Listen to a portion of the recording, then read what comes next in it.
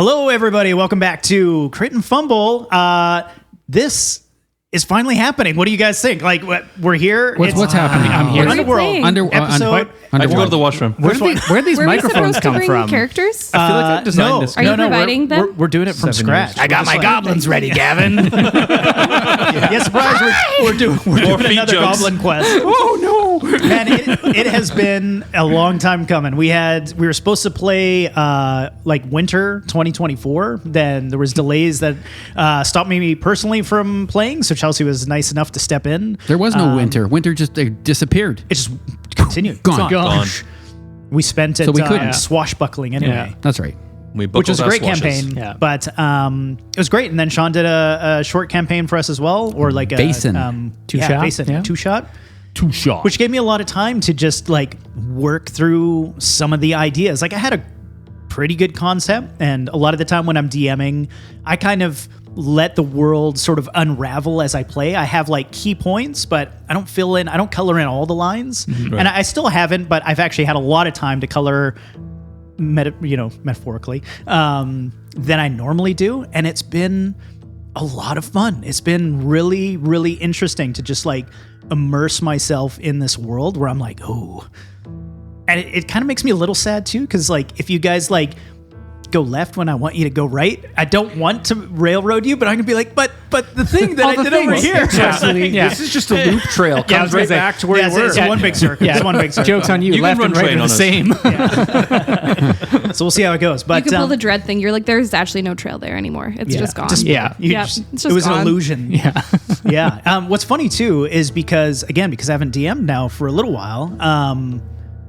I'm nervous. I feel like I was going to ask. The nerves come back. The nerves come back. And like, we've been doing this. We're all friends here. Like I can completely fuck it up. You guys are like, whatever. But it's like, and we've been playing for 5 years now, most of us together. And then obviously we have some new people at the table, but it's like, I'm surprised. And I wonder if that ever goes away. You know, it's like, it's interesting. I would suspect that it's sort of, you get used to it and like all the fears, it just like, it grows back if it's a, it means you give a shit, right? Fair. We care about what we're trying to produce here. I'm the same as a player with this one, actually. And I think it's probably just because it's been so premeditated and I don't know, I have like 20-something pages of backstory that I'm sure I'm not going to ever show up. I was going to say, read it 3 times. I was going to say our characters, but I think like between the two of us, we had like 12,000 words or something. You guys just wrote you guys were planning, like when we started planning this, like the fucking screws that got thrown at me at the fucking beginning of that was like, come on, it's only 12 weeks left to go. Come on, we need your info. And then we're putting it off for another fucking 12 weeks. I'm like, Jesus. Okay. I'm so glad I was not a part of that initial push. Tash and I ADHD'd hard on that. The hyperfixation was our character. I already got a tattoo of him. Yeah, it's actually just a played him yet. Giant viper across his chest. I really love some of the characters too. Like I've obviously read the backstories, gone through the character sheets that everybody's made, and even having that time to sort of like understand them, remember their names, although I'm sure in the moment I'll still be like, what's your character's name? But like, you know, normally I go in and I'm meeting them sort of for the first time. Yeah. So the first 2 episodes, I'm like, what the fuck is your character's name again? But now I feel like they're on the tip of my tongue. Anyways, hopefully it doesn't suck after all this. Yeah, I mean, building it up. I guess we'll see. Everything I do is awesome, so I can't imagine it'll be any different. Everything is awesome. Oh, I can't sing that. One thing that was different or interesting, kind of last minute, is we decided to use the 2024 rules. So anybody listening to this, they're not huge changes, but I think something that I'll likely do while we're playing is if like a 2024 moment comes up, we might like put a pin in it and be like, this is a new scenario, whatever. Yeah. So those listening and are getting into the new rule set, they can pick it up. Ooh, we could have like a little jingle that plays. No, because that's more editing for me. No, we could do it like live. Oh, like you do the jingle. Yeah, okay, Tash is the jingle. We're good at making jingles. We're just whip it up. But Dwayne, are you looking for your stamps? Getting his grocery list. I'm just getting out my 2020. Well, I'm getting out the Dwayne rules. The player handbook. Perfect. Yeah, the Dwayne player. The Dwayne DPHB. Actually pulling out a piece of paper and checking a bunch of info right now. It just says I do what I want. Just happy. Just it's sort of a guy with a big dick. It just says, look. There was a big word written on the back. I couldn't see what it was. It doesn't matter. It doesn't matter. Move on. So curious now. Yeah, now I'm worried. I was just thinking I should probably take notes and get everybody's name down because I forget all that stuff, right? So I'll pick it up as we go. We should actually get the clothespins again with our names on it. Or just like name tags. Yeah. Hello, my name is. Clothespins on our nipple. I thought I had clothespins that I was going to have for my initiative. I have 5 in my backpack. Do you want them? Oh, yes, please. Because I was going to say for first episode, if we get into combat, I was just going to do round table where highest roll we start and go round. But I would prefer, especially because of the way everybody's min-maxed their players. Wait a minute. I feel like initiative will be important. So I would like to play it as the rules say. So thanks, Chelsea. That's awesome. I have 40 more. So you can have noticed that those. we did that then? That everybody's got plus 12s and minus 3s? I'm like, everybody's AC is like 18 plus. So I was like, Jesus Christ. Mine's not. Yeah, I got a +7 this time. That's the highest I've got is +7 For I your have AC? a +14. Not for my What the fuck? I have a plus I have a 13. +14 on 3 things. There's I have some of them are just 12. ridiculous. That is holy I min-max the shit out of her though. She is. What she's good at, she's good at. What she's bad at, she fucking sucks. That'd be great. Yeah, I like her. I do have some questions, but maybe before we do that, everybody's been listening. If you don't know us, we've been doing this for a little while. We're obviously a D&D podcast. We play some other RPGs, but this is our Underworld campaign. It's going to be about 12 to 14 episodes long. I think you'll be in for a ride, but you should probably understand who's around the table. I'll let the fine lady to my left start, and I will go last. Hi, I'm Chelsea, and I am going to be playing Ophelia. I'm Tash. Coincidentally, every time I have a tub, I call it the Underworld campaign. A what? A tub? A bathtub? Oh, okay, That's okay. what I call it. And I say, hey, Becky, I'm going to have an Underworld campaign. Anyways. Sounds like something else. I don't know how I feel about that. Dropping the Underworld campaign off at the top. I hope you scrub the tub when you're done. Becky, if you need anything, just called give a us a pod. call. and blink twice. I want to comment in there. We're introducing our characters later, though, right? So I won't say Yeah. anything about Just give me character names. There'll be an opportunity. His name in the is narrative. Skoogie. Skoogie? How do you spell Obviously. that? With a skoo? SKU with what do you call that? Umlaut. The two little dots above the Yeah, U. I got that part. GGI. I just made that up. I don't know if you needed those dots. I just made that part up. Gigi. I made a little swirly dig. You know, Scoogie. little like an S, like Sedalia? I don't know. Is that Slavic? No, he's like Norse. I will say Norse. Norse. Norse. Okay, all right. All right. Well, I'm Dwayne, and I play Cherie. Chim Chim Tree. Cherie, not Chim Chim Cherie. Stop it. Sorry, it's the first thing that popped into my head. Wow. That was true. That was a different campaign. But it was still Dwayne. Jeez, I thought I was going into deep wells here. Apparently not. Doing serious, remember? No laughing. Serious campaign. Serious campaign. All right. Go ahead, Russ. Well, I'm Russ. Thanks. And I'm playing Mador Treeth. Excellent. Yeah, that's cool. Sounds like a prick already. And I'm Sean. I'm playing Bastion Fool. Excellent. And I am Gavin. I'm going to be your dungeon master for the next 12 episodes. Dung Master. The Dung Master. I mean, You're Dung Master. Really setting those standards. after this, based on the Underworld backstory of Tash, I mean, I don't know. It's like a little bit of tub time. Yeah. Before we That's when you fail on your. That's when you fail on your Dung Master roll. Then it's an Underworld campaign. Yeah. Don't shit in the tub, man. That's a depth charge. I read a statistic once that said 10% of the population has shit in the tub. Moving on. Yeah, you call it a waffle stomp. Yeah, I was going to say it, but then I didn't. Anyway. Well, before we get into tub time, I do have a question. Oh Dwayne. I'm down. Breathe. Okay. That's actually what the next campaign is going to be called. It's Don't just hurt his tub time. Dwayne's shit. Oh, okay. So creating a campaign is obviously one of my favorite things to do. I love DMing. Obviously love playing too, but there's a magic about DMing.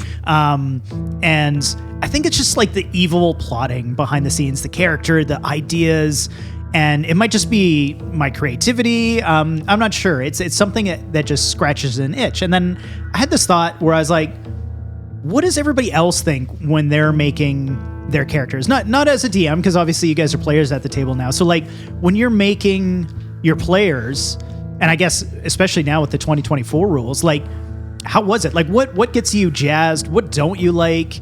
You know, it's like, especially with tools like D&D Beyond, not too long ago, we had to do this like pen and paper style. I don't feel like D&D Beyond character creation's actually been around that long, maybe a couple of years for a decent set. Usable, anyway. Yeah, exactly. We're like, we did it kind of pen and paper style. So now that some of like the friction that I didn't really love about the pen and paper stuff is gone, what makes you sort of giddy to make a character? Like, what is your favorite part?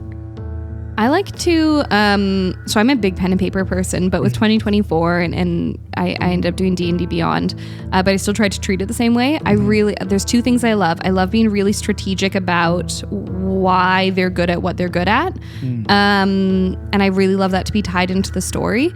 For the role play / story part of, I like to pick something I don't like about me and then stick it in the character and try and fall in love with it. Nice. Probably a therapeutic thing, but probably I just won't tell anyway. But now we all have to try to pick it out. Yeah. It'll be. I'll ask you again at the end if you figured it out. I won't. I'll ask. I don't feel like working. No. No. You'll be like, that's private. Did you figure it out? Be like, you're playing your character's Sherry, last right? name is- Who are you? I think for me, like I just enjoy the like visualizing the character because of my background. I always think of them as like in a movie character. How do they look like? How do they sound? And that's kind of where this started from. My character's kind of based off someone from a TV show that I was like, oh, that might be fun to kind of play with, and then I try to build the stats as much as I can according to the character. And I definitely like min-maxed a little bit on this one, but tried to keep it contextual. Nice. Can we, without giving too much away about your character, because we're going to do the intros later, what can we know the TV character it was inspired by? Yeah, it's Loki from Vikings. Oh, sweet. Nice. Yeah. Cool. Yeah. So good luck with that accent, but we'll see where it goes.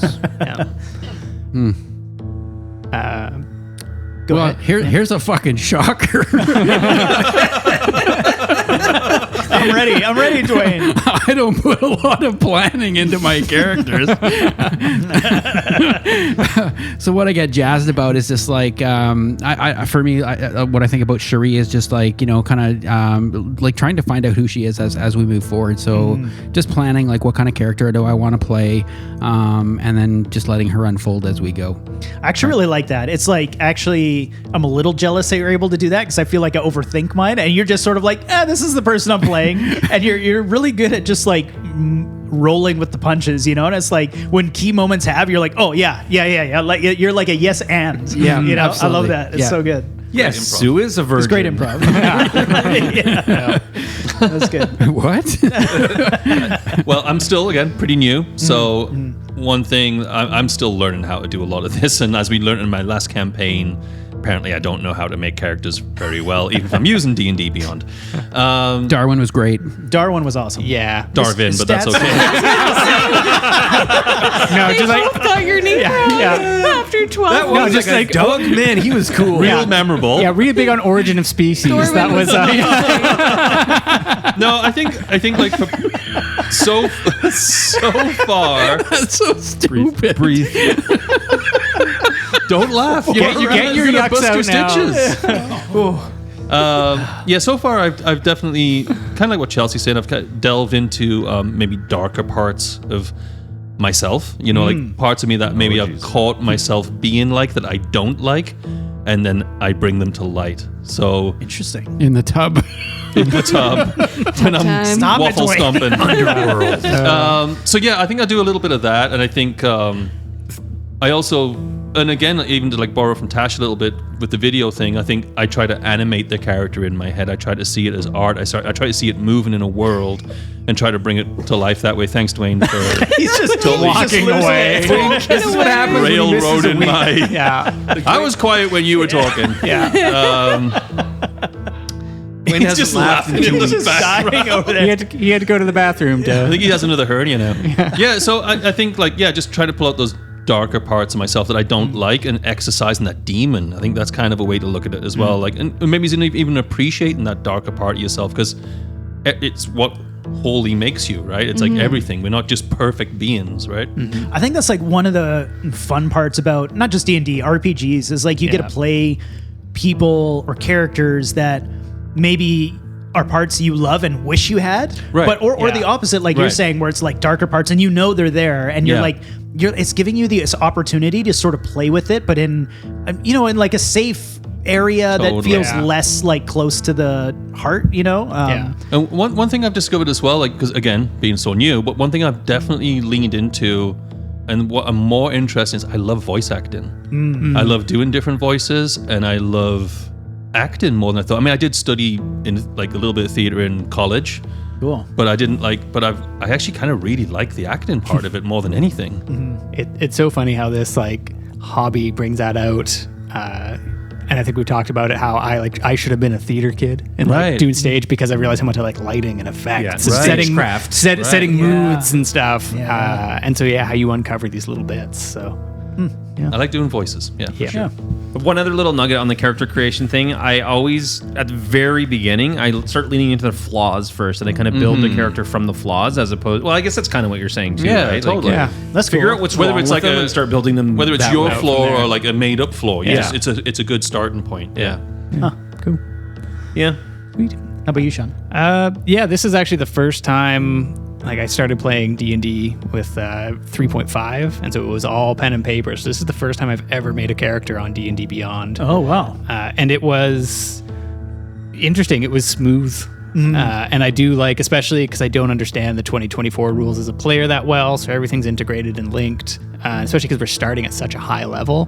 The character is already, like, your questions made me think about my character more than I think I ever have. Right. Because there's already a history established with them, as opposed to starting at a lower one and building up. So Bastion is, I try to think about like the last characters I've played, and for this setting, it's supposed to be a little darker, a little moodier. So like, okay, transition away from like Warbles, who's a very idealistic character, to someone who's much more flawed.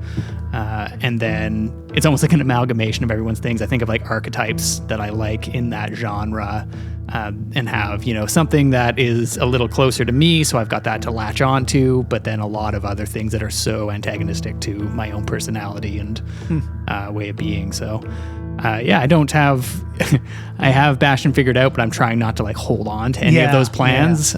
So like all I know of the backstory is what I've kind of spoken with you about. And then we'll just sort of see where it evolves and kind of let it be in flux. I think that's great. Like, don't railroad yourself, right? Yeah. Let them, let the opportunity for them to grow, which is great. Yeah, it is molten until it is said out loud. Tash, I know we have some other stuff we want to do, but before we get into that, I do want to just quickly bring up, I do have like some custom rules that adjust the overarching game rules. I'm not going to bring them up now, so you don't need to write them down. What I was going to say is I'm going to bring them up in play, because if I list them out now, it's just going to get boring and people will glaze over. Especially us. When the moment happens, I'll sort of like pause. I'll be like, this is one of those homebrew things. Let's pause and talk about it. Cool.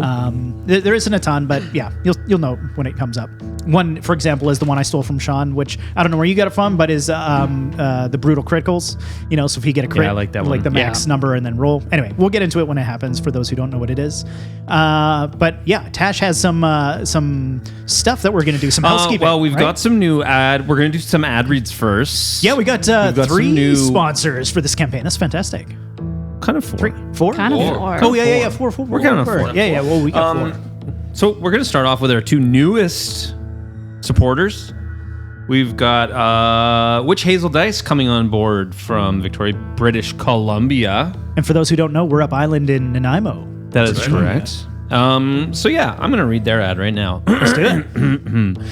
Fellow adventurers, have you ever looked at your dice and thought, these just aren't magical enough? Do you long for something infused with arcane artistry? Then behold, Witch Hazel Dice. one man, one cat operation in Victoria, BC. I already said that. Where every die is lovingly handcrafted with intricate hand-painted inclusions. Inspired by pop culture, fine art, and just a hint of the occult, these dice are designed to make your rolls feel truly legendary. Every set is an original creation, no mass production here. Each die looks so scrumptious, so downright tasty that you might be tempted to take a bite, but please, for the love of the dice gods, don't.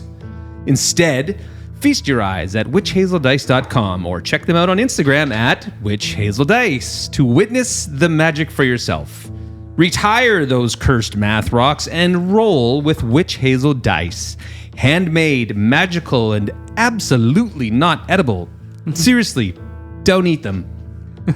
You had me at cat, the cat part at the beginning. Go look at the website. Go look at the logo. You'll see. There's a kitty cat. I'm With super a little, excited. like a little for- sorcerer hat. It's very sweet. And do you want me to do the... Yeah, go ahead, Rustifer. We're going to do bring- UFF? No, we were going to do the other new one. Okay. Sticker app, right? Yeah. Yeah. Oh, sorry. I mean, Spoiler alert. Get up. So yes, our next new sponsor is Sticker App, who've nicely sent us a package of stickers that aren't quite here yet, but that's okay. We trust that they've sent them. Yeah. Got a design that's so good, you just have to turn it into a sticker? Or maybe you're the kind of person who wants to slap your logo on everything. Your sword, your shield, your spell book, well, Sticker App has got you covered. With Sticker App, you can create custom stickers in every finish imaginable. Glossy, matte, holographic, you name it. Their super easy to use editor lets you upload your design and tweak it in minutes. Need a little extra sparkle? No problem.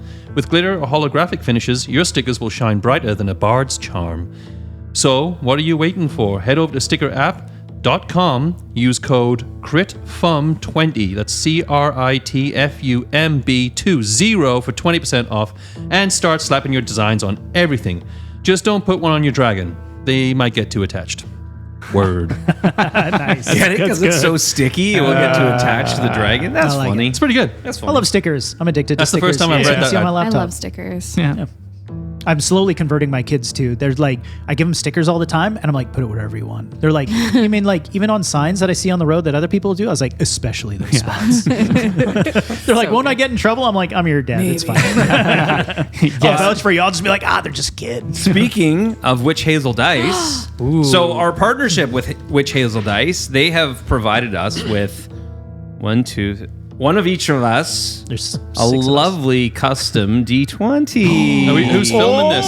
Somebody needs to film this. I don't want to film. I don't wanna Lots film. of people Oh, we can can. film. Okay, well, I'm taking. You be the filming So- while I be the hands? Sure. okay. Chelsea I'll is do going to go some- around. Y'all haven't seen them at all. First reveals. Chelsea's going to go around and we're going to start with Gavin's. Oh man, The DM's but dice. I'm recording Record myself. drone. Okay, she's gonna record me. Hold on. I'm Yeah. gonna stop my camera. And while she's giving them, I'm going to read out the description that we got from Paxton, who is the man, not the cat, from Witch Hazel Dice. Okay. Yeah, go ahead.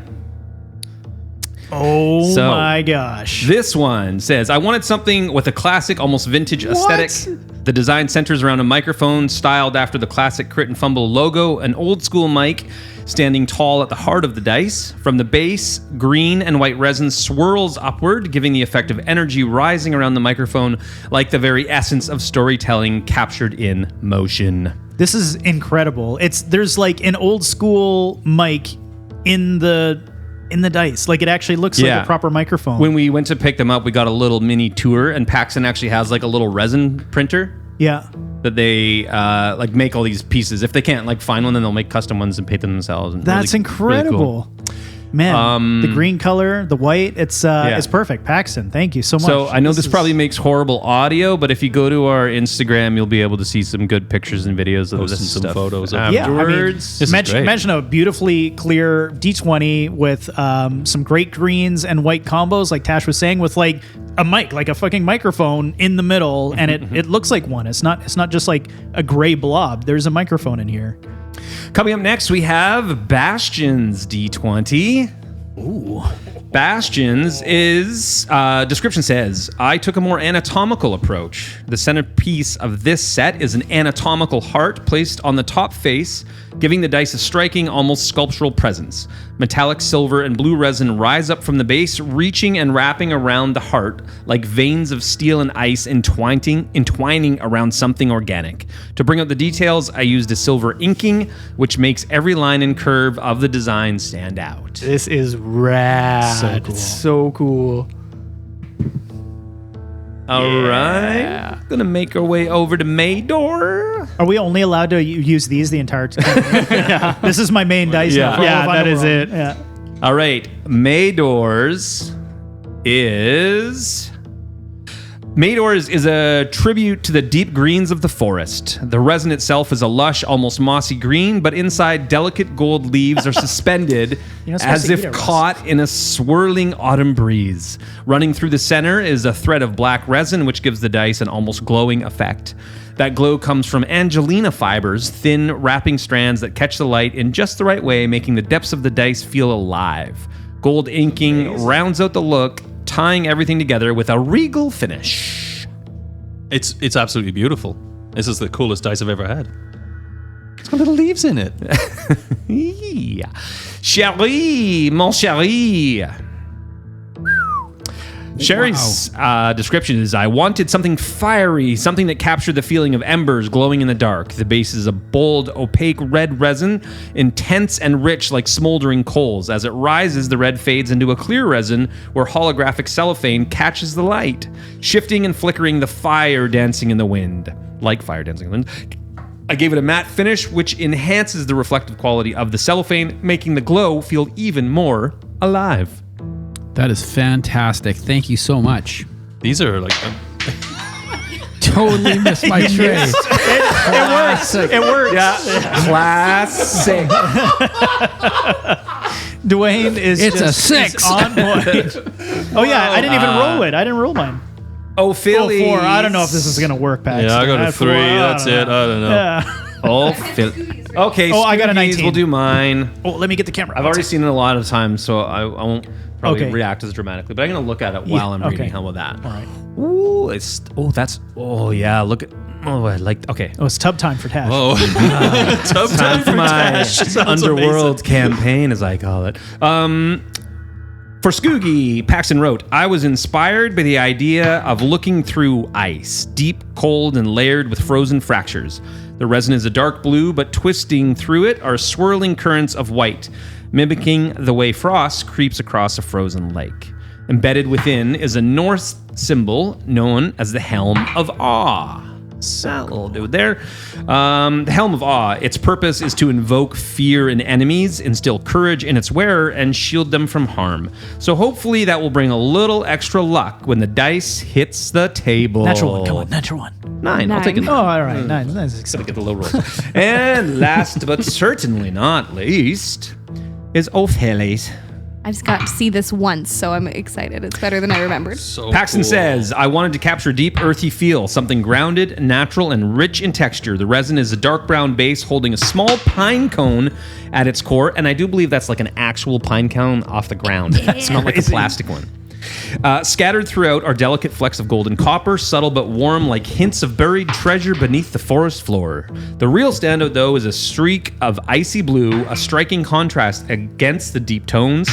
To create it, I used acrylic paint on parchment paper, shaping a delicate spiral before wrapping it around the pine cone. The final touch is a copper inking that enhances the organic, rustic charm of the design. I rolled a 14, which for some of my skills would be a 28. Holy, barely made it. Man, And there we go. these are amazing. so good. These are incredible. Thank you, Paxton. Thank you very Thank you, much. Hazel Dice. Crushed Knocked it out of the park. And also, like, the kindest human. Yeah. So lovely. Are they in the Discord? No. No. I need to know Don't more think about the so. cat, though. Okay. What do you want? I think there's literally an about us on their website about. I'll be right there. I'm gonna play the intro music. We're gonna Yeah. get into Underworld with our new dice. Yeah, and I'm heck gonna yeah. go look up cat information. Okay. Sick. We'll see you soon. Okay. Adventurers, grab your weapons. But first, kiss your kin. The wilds call, a timeless brawl. Now we roll for initiative. Good and evil fighting for the win.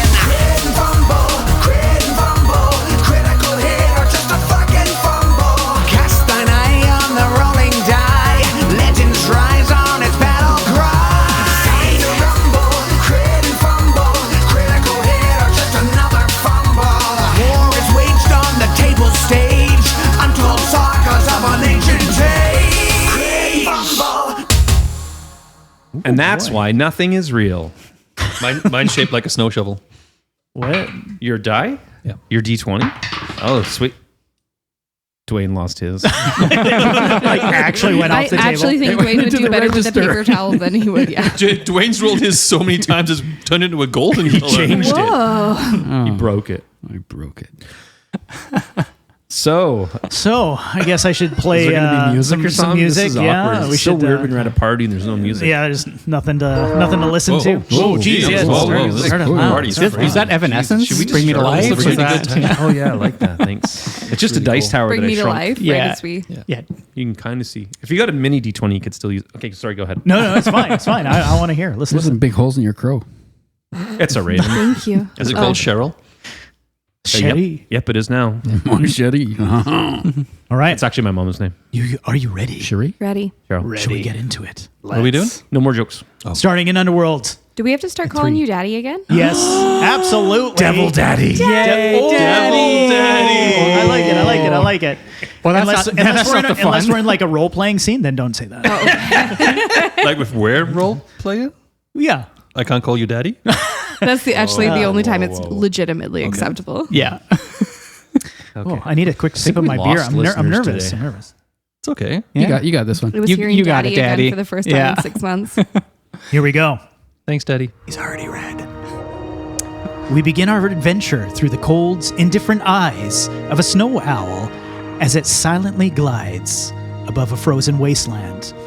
Jagged peaks slice the gray sky, casting long shadows over the merciless valley known as Frostburn, a bitter place carved by violence and despair. Below, months, maybe even years of preparation have erupted into chaos. Some fight, driven by deep vendettas. Others spill blood simply to make their mark or fill their purses. Whatever your reasons, fate has led you here. Between the two towering mountains, knee-deep in bloodied snow, steel clashing, bodies scattered across the icy battlefield. The battle rages, both sides thinned to their breaking point. The owl slowly circles lower, glimpsing familiar faces locked in desperate combat. And in that instant, a stray arrow slices upward, piercing feathers and bone. A burst of darkness scatters into the howling wind, and we are suddenly plunged downward, right into the heart of battle. I'm going to have all the characters roll me initiative, but not for combat. This is going to be the order in which we play out your narrative. Cam, use my new dice. using my new one. Here we go. Come on, here we go. A freshie. 19. Jeez, look at that go. Oh boy. So you guys go ahead, call out the numbers, and then just straight rolls, or do you want? did that. I said that already. Initiative rolls, Okay. and then I you got 10. keep track of them. So just listen to Oh, each I have other, to put it- okay. and then tell me who's. I'll just write it on my piece of lowest to paper. highest is what we're gonna do. Lowest, what? I got 19. I got I- 21. I rolled a 19, but I have a plus 10 to initiative, so I'm 29. How do you even do that? How is that possible? So I've got 29. So Okay. who got the lowest? I got 10. 10. All right. I got 15. I got 20 because of my we get to add our So we got initiative rolls. 3 19s we got on the 20. dice. Yeah, that's right. All right. Do you want to re-roll, or do you want to go off dex? Let's go off. 3 my- 19s? Let's go Oh, off wait, our- no, No, it's after- initiative. Yeah, Yeah. oh, Like initiative. it's 19 on the dice. Oh, Yeah, I yeah. see. But I see. Shuri, are you 19 then? Well, I'm 20. What's You're your 20? score? Yeah. And then Mador, and then Ophi. Wait, no, we're missing one. Bastion's 21. Bastion. Bastion is 21. It's crazy because I have a +5 to initiative, but I rolled so low. Wow. Oh, wait, technically I get How do you guys advantage. get so? How do you guys get so high on initiative? So who do I have first here? Mador. Ooh, interesting. Oh, what? Shit. You're up, Russ. So Password. we've been plunged into the middle of this battle in the middle of Frostburn between the two mountains. As you heard, we have Mador. Mador, give us a quick description of yourself. What does Mador look like? What kind of race and class, and what are they doing here in the middle of this battle? Yeah, so Mador is a tall, thin human, very sunken cheeks, sharp features that look like they could cut. Right now, because they've been wandering through winter, I'm assuming, and colder areas, I'm assuming, they've grown a beard out. So they've got a little bit of a beard right now. They're wearing a big, thick green cape, and they carry an awesome what do they got? They got awesome armor on, like this, like really like thin, light sort of armor. They look pale though, and they have a heavy crossbow, and they're currently letting that thing rip. Beautiful. Your arrows fly true, finding their mark after mark, each opponent falling to your elite military training. You press ahead, too confident to wait for your allies. Then across the chaos, you lock eyes with a fighter wearing the same insignia of Varsal nobility, an emblem connected to your father's assassins. Recognition paralyzes you for just a heartbeat, but it's enough. Their blade slips past your defenses with practiced precision, as if they'd been waiting for this exact moment. Pain erupts across your chest as you fall, arrogance giving way to shock, vision fading, breaths now shallow. The battlefield melts away, replaced by the glittered halls of your family's estate in Varsal, once grand, now empty, haunted by whispers of betrayal. Portraits line the walls, your father's proud gaze, your mother's cold indifference, and of course your sister's shadowed ambition. The walls crumble and the halls darken, consumed by fire. Your family's legacy burns around you as you're cast into darkness, tumbling endlessly until you land gently on what feels like cold stone. You stand quietly in a corridor lined with mirrors, looking around, each reflecting an aspect of your life clearly. First, your father's gaze, a reminder of guidance and lost approval. Then, yourself in peaceful solitude, at one with the wilderness, the one you long to embrace. And finally, your sister, wielding the family power you never attained, a figure of bitterness and rivalry. You have a choice. Choosing your father risks binding you deeper to the past bitterness and loss. Or, choosing the wilderness offers freedom, but at the cost of abandoning family ties forever. Or, facing your sister demands confronting betrayal, risking pride for a chance at forgiveness. What does Mador do? I choose my father. All right. I need you to make a D20 charisma saving throw. Oh, this is getting intense already. That's a 6. Ooh, boy. Approval turns into bitter rejection, deepening old wounds. And you look down on your arms. A mark of shame burns into it. Mador would have a moment here. What do you see burned into your arm? What is it trying to tell you? I think it's trying to tell me to go back to the family estate and confront Interesting. and do him proud. So maybe like your family's marking, like their emblem. Yeah, so the marking of the burn. family, yeah. The crest. Yeah, the crest. Beautiful. Yeah. Do you want to write that down? I'll Yeah. mark it down later, but your family crest as a marking, essentially like, let's call it like almost like a burn on your forearm. In addition, you are going to take, I'll get into this after these narratives, but you are going to lose something called 100 soul shards. Your charisma, not your modifier, but your points on your character sheet have also just been permanently reduced by 1. Okay. Not the modifier. So like a plus 2, yeah, exactly. The points, the ability points. We'll get into it after. Who do I have next?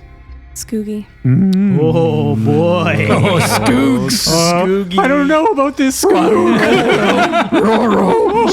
Never thought of that. His name's actually Scoogy Doo. Scoogy Doo. Oh, nice. Zoinks. Well, Scooby-Doo-Doo. actually never tied those two together. But now I can't Just in this unhear it. moment, yeah. There goes that character gone. His middle name has to be Doo. Yeah, all credibility is toast. Anyway, obviously we have our friend Tash playing Scoogy. Tash, Scooby-Doo. tell us a little bit about your character. Well then, Scoogy is in his late 20s, kind of approaching 30. He's tall, rather slender, similar to what Russ described with Mador. Very like striking features, sunken cheeks, pointy nose, pointy chin, pale white skin, ice blue eyes, almost with like a glow from them, like in Dune or something like that. He's a ranger, so he carries a bow and no armor. I don't remember if he's actually wearing armor, but if he is, it's just like leather, kind of layered up leather. He looks a little rough and worn, tired, and overly traveled. One of his most striking features is like human-sized raven wings that come out of his back that can be collapsed or extended, but he doesn't actually fly with them. They're almost they're a burden he bears. We'll say that. And he's always constantly surrounded by a murder of crows that are spectral. They're not physically crows, but yeah, that's about it. He's covered in lots of tattoos, all sorts of weird shit that he's probably given most of them to himself. Cool. Multiple arrows strike your wings, the ones you deny, pinning you cruelly to the frozen ground. As you struggle against the barbs, the sky above darkens unnaturally. A raven's call cuts through the chaos of battle, different from all the others, deeper, more resonant. Your gaze lifts to see a lone figure watching from the distant mountaintop, radiating cold disappointment. One you are very familiar with. The goddess Skadi? Am I saying that right? Yeah. Skadi herself has come to witness your final failure. With a gesture of her hand, your soul tears free from your body, splintering into dozens of ravens that scatter to the winds. The battlefield fades as your mortal form lies abandoned, your consciousness now fragmented, each bird carrying a piece of your memories and guilt. You soar, scattered, yet unified, each feathered fragment racing through mist and frost. Far below stretches a black river, sluggish, eternal. Pulled by unseen hands, the flock spirals down and down, merging again into your mortal form. Feet touching solid ground, wings vanished, the silence of the area absolute. Before you rises a circle of standing stones, each carved with symbols of your past and your destiny. The first, a crow, perched proudly. The second, the frost veil pendant, shimmering faintly. And last, a broken wing etched deep into stone. You have choices to make. The crow offers strength through mysticism at the risk of losing memories, those dear to you. Second, the pendant calls forth duty, promising redemption or great wrath should you falter yet again.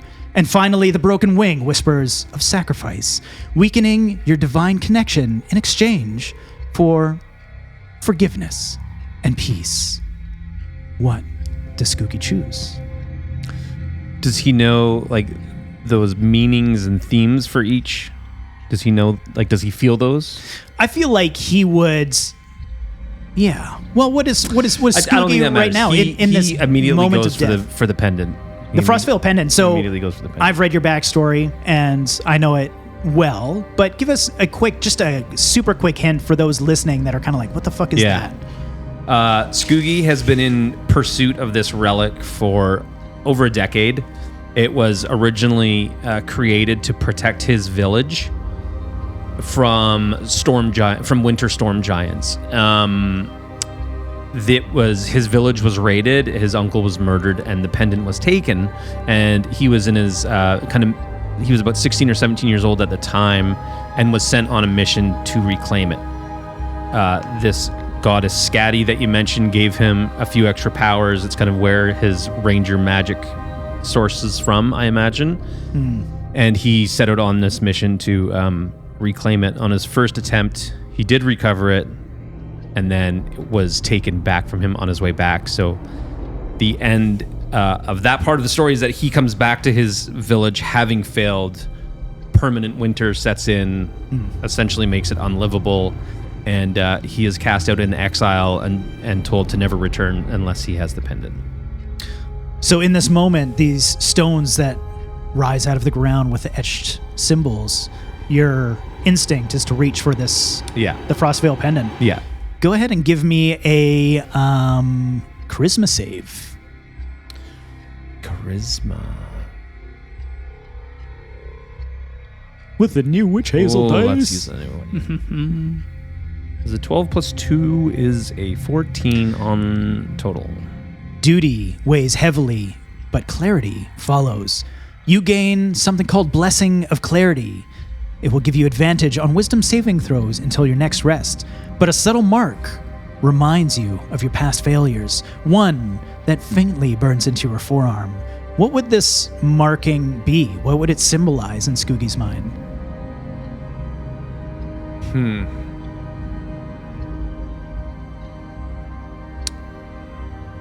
I think it would be like a Norse rune that basically just it would be the Norse rune that says loyalty, Cool. I like that. because that's what this whole pursuit is about. It's about the pendant because that's what he needs to get it back, but it's really about Scotty. doing what's right for his Yeah. family and friends and everyone else that suffered because of his failures. Right. Poof. Who do we have third in line? I think it's Shuri. Is Shuri. Shuri. Shuri is played by Dwayne. That's right. I'll introduce my character. Yeah, go ahead. Okay, yeah. Go ahead, Dwayne. Okay, thanks, man. I believe he's playing a half orc. No, I'm just joking. The tusks on this lady. No, she's actually a female, a variant human. She is level 7 paladin and a level 3 sorcerer. Oh, nice split Yeah. class. Love it. Yes. She is, she's got like really sort of auburn ready kind of hair. Very striking. What to describe of her? Very striking blue eyes. She's got a bit of a pale complexion. But kind of if you were to just see her kind of walking by, she would have rosy red cheeks. So very much, I would say she's like the kind of girl next door, but very beautiful as well. And you mentioned Paladin, right? She's a paladin. Yep.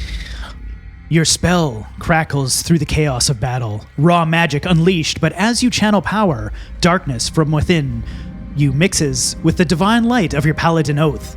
The conflicting energies spiral out of control, your own vengeful sorcery rebounding, even as an enemy blade finds your heart.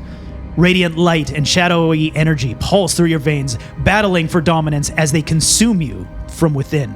You stagger back, the world spinning as memories flood your vision, your body glowing with visual manifestation of your inner conflicts. Warmth fills your senses as you find yourself back on your family's farm. Your mother's laughter drifting from the kitchen, your father's gentle smile nearby. But warmth fades quickly, replaced by shadows, your stepmother's accusing eyes burning into yours, the whispered curse of vengeance lingering on your tongue. Darkness spreads from your fingertips, poisoning this memory as you fall, plunging into an endless void. You land softly, finding yourself in a dim-lit chapel. At its altar rest 3 haunting objects, each calling to you silently. The first, a broken family portrait representing your fractured past and secret guilt. The second, a small vial of poison reflecting vengeance and the darker paths you've walked. And finally, your lost lover's amulet, embodying loss, betrayal, and longing for justice. Choosing the family portrait will force you to confront your deepest guilt and seek forgiveness. Taking the vial of poison embraces the darkness within, but also risks losing what's left of your humanity. And finally, reaching for your lover's amulet demands confronting betrayal, risking conflict, and closure. What does Shuri choose? I would say the family portrait. Family portrait, okay. Give me a wisdom saving throw, Shuri. Okay. And so I on here it says saving throws and it says +9. Do I get to add that to the? Yeah, Okay. save throw, yeah.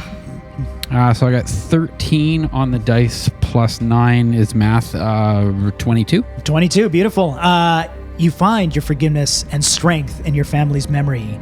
You regain 100 soul shards and gain what's called the Blessing of Clarity. Advantage on insight checks until your next long rest. You, of course, don't receive a marking. Your skin, up to this point, has been left untouched. Cool. Do I have to make death saving throws at this point in time? Yeah, oh yeah, definitely. We'll get to that. And sorry, what did I get advantage on? Something? Oh, let me jump back to that real quick. Hold on, my Obsidian notes as being funny. There we go. We did family portrait, right? Yep. Blessing of Clarity, which is advantage on insight checks until your next long rest. You guys dying isn't considered your long rest, so I'll let you know when you've long rested. This is like, the last sleep. Well, we're dying? Yeah. Oh, if it wasn't clear, this is the moment of your death. Shortest campaign ever. Yeah. Hey, we did it. 45 minutes long. I believe next we have Bastion. Yes. All right. We, of course, have our friend Sean playing Bastion. Tell us a little bit about this fellow. Bastion is going to be wherever the fighting is thickest and most violent. He's an aging mercenary. His armor is tattered and well-worn, dented and rusted. He is wielding a large glaive, which he is using to try and control everyone that's around him. He's very scarred, has gray mutton chops, and there is a very tattered straw hat that is currently tucked into his belt in the middle of the fighting at this moment. Very cool. Steel clashes around you, each strike echoing through weary bones. As you fight, a civilian's face catches your eye, a Barovian you once swore to protect. In that moment of hesitation, shadows materialize around you, taking form as vengeful citizens you've personally failed. Their spectral blades pierce your armor worn thin by countless battles, each whispering accusations as they strike. Betrayer, false hero, failure. You drop to one knee, overwhelmed by both physical wounds and the weights of your past sins. Vision dimming, breath now ragged. But it's not the pain that grips you, it's the memories. Victory over Strahd, cheers ringing out, then bitter betrayal. As your triumph crumbled into rebellion, faces lost, friends turned enemies, swirl in shadows around you as you descend. The battlefield fades, consumed by darkness, and you stand alone on a shadowed road. Your armor crumbles into rust beneath your fingers. Ahead lies a crossroads, shrouded in mist, where 3 markers rise from the earth. A rusted crown atop a shattered throne. A battle-worn sword embedded in blood-soaked ground, and an unmarked gravestone smoothed by endless winds. The crown whispers promise of honor restored and redemption. The sword hums with familiar simplicity, offering life without guilt. And finally, the gravestone offers you quiet acceptance, perhaps forgiveness, if you dare confront your darkest truths. I think Bastion lingers for a moment and takes a half step towards the gravestone and then continues towards the easiest path in the middle with the sword. Nice. Go ahead and give me a strength save. It's a 13. 13. You lift the sword smoothly, but glimpse your weary reflection in it.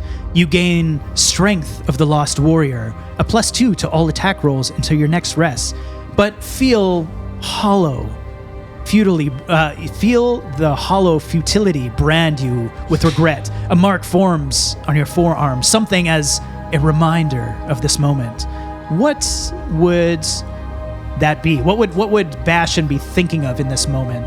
I think it would be a imprint of a child's hand sort of burned into him. Interesting. Very cool. Yeah, you receive that.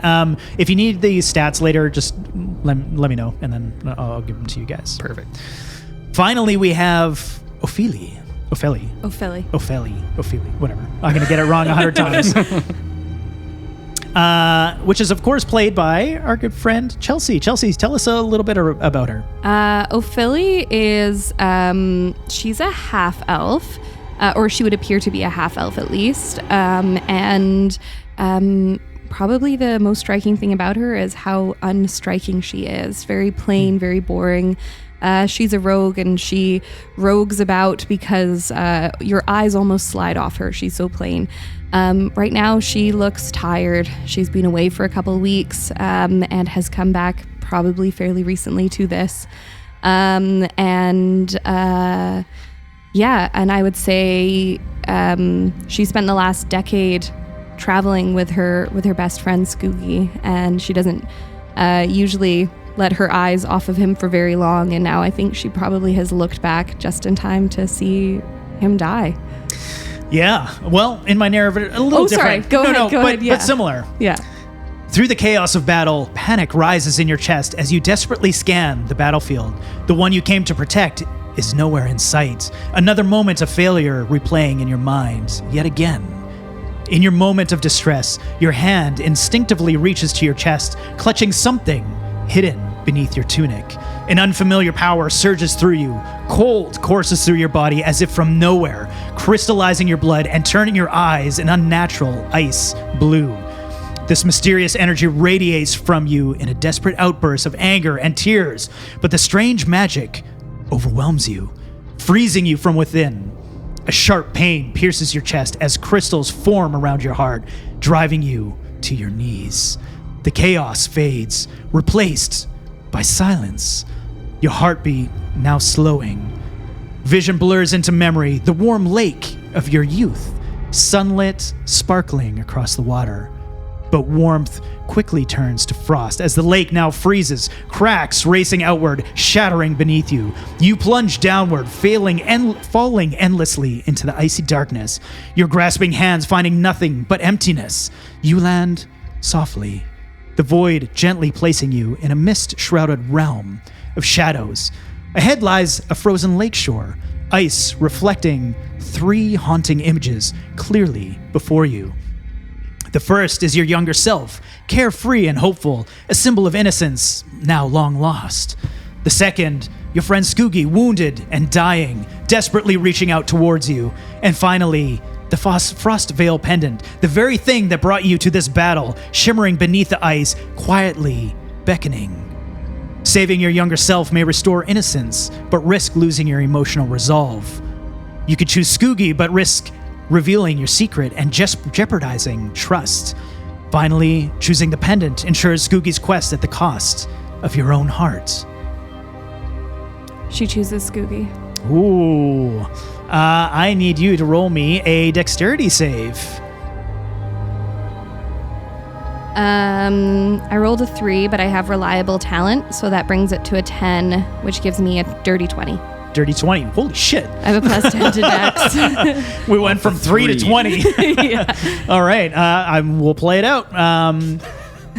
You save him without hesitation, reinforcing the bond between you two. You regain 100 soul shards and receive Guiding Whisper, allowing you 1 reroll on a failed roll until your next long rest. You, of course, also don't receive any markings. Your skin left untouched. I have a quick question. Yes. Did you mention soul shards for Skoogie? I think I either blacked out. Not everybody. Okay. Yeah. It really depends on what you chose and what you rolled. I got a minus 100. Yeah, we're going to get into that. Sweet. So I'm glad I brought a different character tonight. You get punished no matter what you do, eh, Russ? Darvin. Coming back. Totally.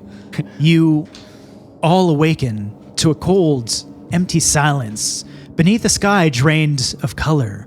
Mist coils gently across pale, lifeless stone as distant whispers drift past their words lost in shadow.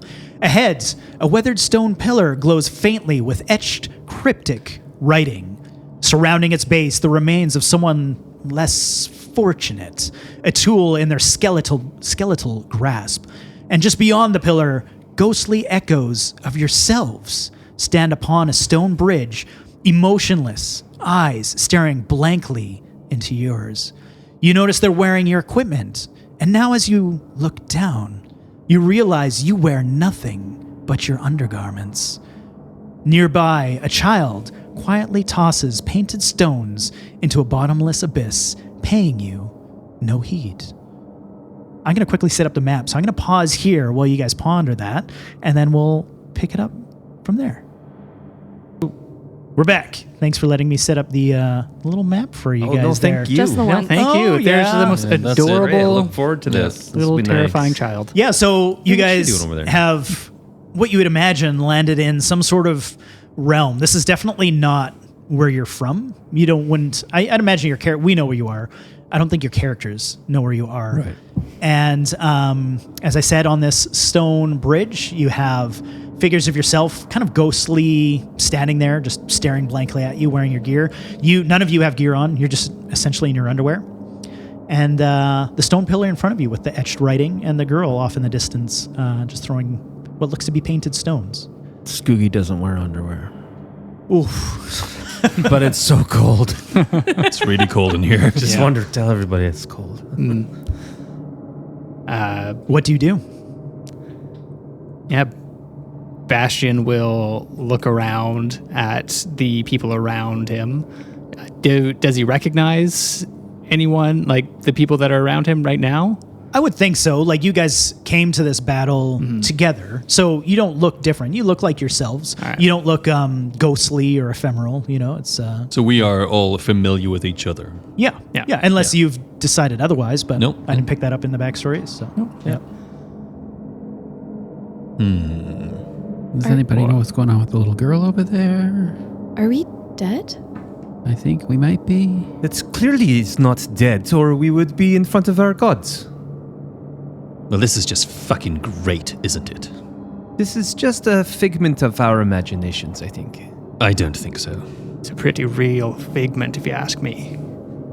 I'm wondering, should we go check out those ghosties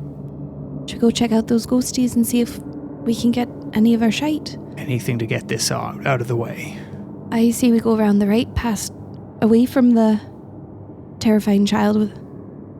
Well, we could just shoot her from here. I mean, what if she's just a child, Skoogs? That's fair. Could just be here like us. Do you want me to shoot her or not? No. Can we talk to her? Well, why don't you go try talking to her while I go try checking on my shite? I will take up arms behind the pillar. I'm not a pillar. Well, the pillar in front of us? Oh, you're gonna hide? Yes, and take aim on her while you talk to her. I'll take the other side. Let's get this over I'm with. just going to my shite, and Ophelia's just going to start walking. Bastion is going beelining as well. She's going to go around the right too, but she's a little like, meh. She's going to go around the right and go to her stuff. Sounds good. Scoogie. Oh wait, and we don't have any weapons or anything. I was just You gonna don't have say- anything. Oh, we have, We're I have naked. spells. I have spells. Scoogie. Well, you don't have your. You don't have your arcane focus. Do I need that? Yeah. For magic. That's what we stripped. Yeah. It's probably in my character sheet. Probably. Oh, so I wouldn't be able to summon my beast right now. No, you wouldn't be able to fire an If you know what I'm saying. We can all see it. I will go to the other side of the pillar now. That's more like a puppy, you not a summon your beast. Oh, damn, homie. Unless anyone stops her, Ophelia's just gonna keep going to her ghostly form. I'm getting my hat. Yeah. So Ophelia and Bastion run up to the bridge, and we have Scoogie and Mador try to don their weapons or call their magic forth, realizing that they have nothing. Your hands are empty. Scoogie picks up a rock. So does Mador. If there's rocks. Beautiful. There actually is no rocks. It's smooth stone that you're standing on. You can certainly try to smash some off, I suppose. Is there anything wrote on the pillar in the middle? There is. We'll get to that in just a sec. We have Ophelia and Bastion running up to these figures. As you get closer, you realize that this is your equipment, and these figures are you, although ghostly. They stare at you as if indifferent. You there, me, giving my shit back. It stares blankly at you, blinks. You can tell there's something there, but it doesn't answer, it doesn't move. Ophelia's gonna look at Bastion and she's gonna say, take a step back, I'm gonna try something. And she's gonna walk straight up to her ghostly figure. And if it's looking at her, she's going to turn her back on it and then step into it, step back into it. Okay. You do, and you feel the weight of your equipment, but it clunks against you as if there's you standing behind you. You've just ran into yourself. Well, shit. We'll come back to quickly just to the writing etched in the stone. And Sherry went to the young child throwing the stones. We'll come to that in just a sec as well. Mador, you look over the stone, but from what I remember in your character sheet, not to try to metagame, I'm not sure you recognize this writing, although someone in your group who knows Infernal might. I do speak Infernal. Oh, you do? Yes, I and I misread. also speak Draconic as well. Beautiful. You read this without issue, and you actually see a little bit of. Actually, give me a perception check. That's a 13. 13. You notice above the Infernal is what looks to be written in Common, and it starts matching word for word what is written in Infernal, but it's poorly etched. You look down and you realize that skeletal figure that's on the ground grasping the chisel was clearly trying to translate this and carve it into the stone. For whatever reason, you don't know. Written in the pillar, it says, "Ahead the way is veiled in mist. Your trusted tools could clear the way, yet strength alone shall not persist. The heaviest price is yours to pay. Burden binds, yet loss sets free. Cling too tight, and you'll never see. Crossing here demands release. Embrace defeat and walk in peace."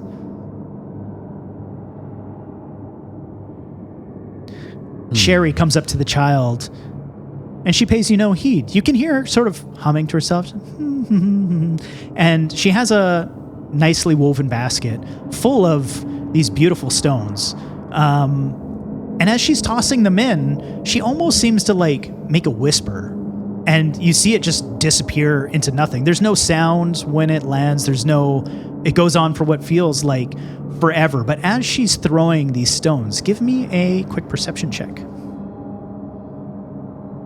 Sorry, not perception, Arcana.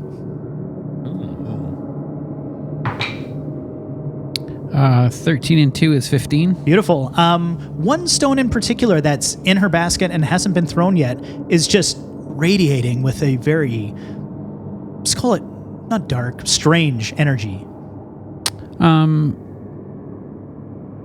She's gonna ask. Cherie's gonna ask if does she know what she's whispering when she throws the rock? What does she?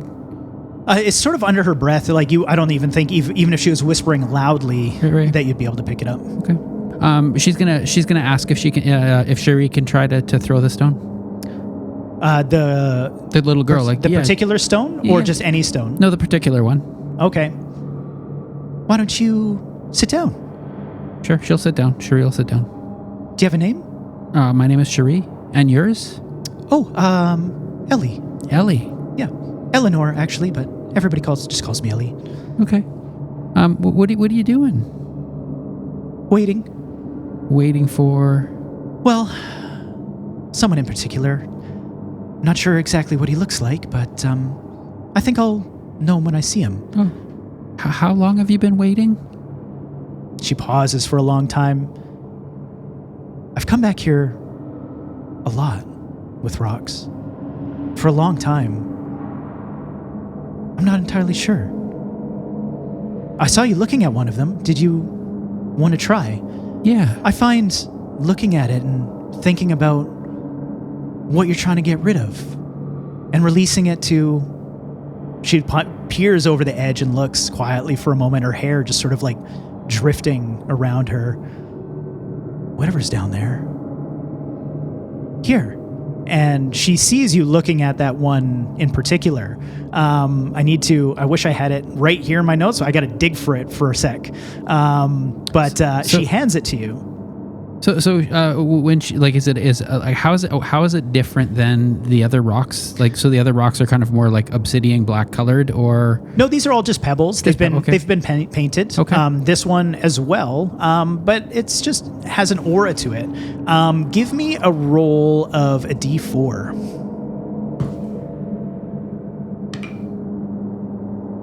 That is a 2. 2. The appearance of this is somewhat of a warm crimson. It's the painted symbols on it are what you would imagine a child's interpretation of strength, like a fist or a heart, and then interwoven into like what looks like a primal sort of rugged design. She hands it to you, And the stone drops from her fingertips and almost moves in slow motion as it's just about to touch your palm. And it lands, and you're cast into this moment, this vision. It's a vision of a scorched battlefield bathed in what looks to be twilight. In the center stands a huge, colossal-looking guardian of stone and fire, and it's just barking, roaring like these challenges that these people, these souls, are just coming to and failing time and time again. And it demands proof of their strength. You know, these other creatures are coming up strong, willing, with magic, with weaponry, but all failing strength, endurance, resolved. They're all just eternally locked in conflict. As you come back, there's almost this rumbling voice, like this growl that resonates through your body, and it says, "Only through pain can you claim strength. Flesh breaks, but resolve endures."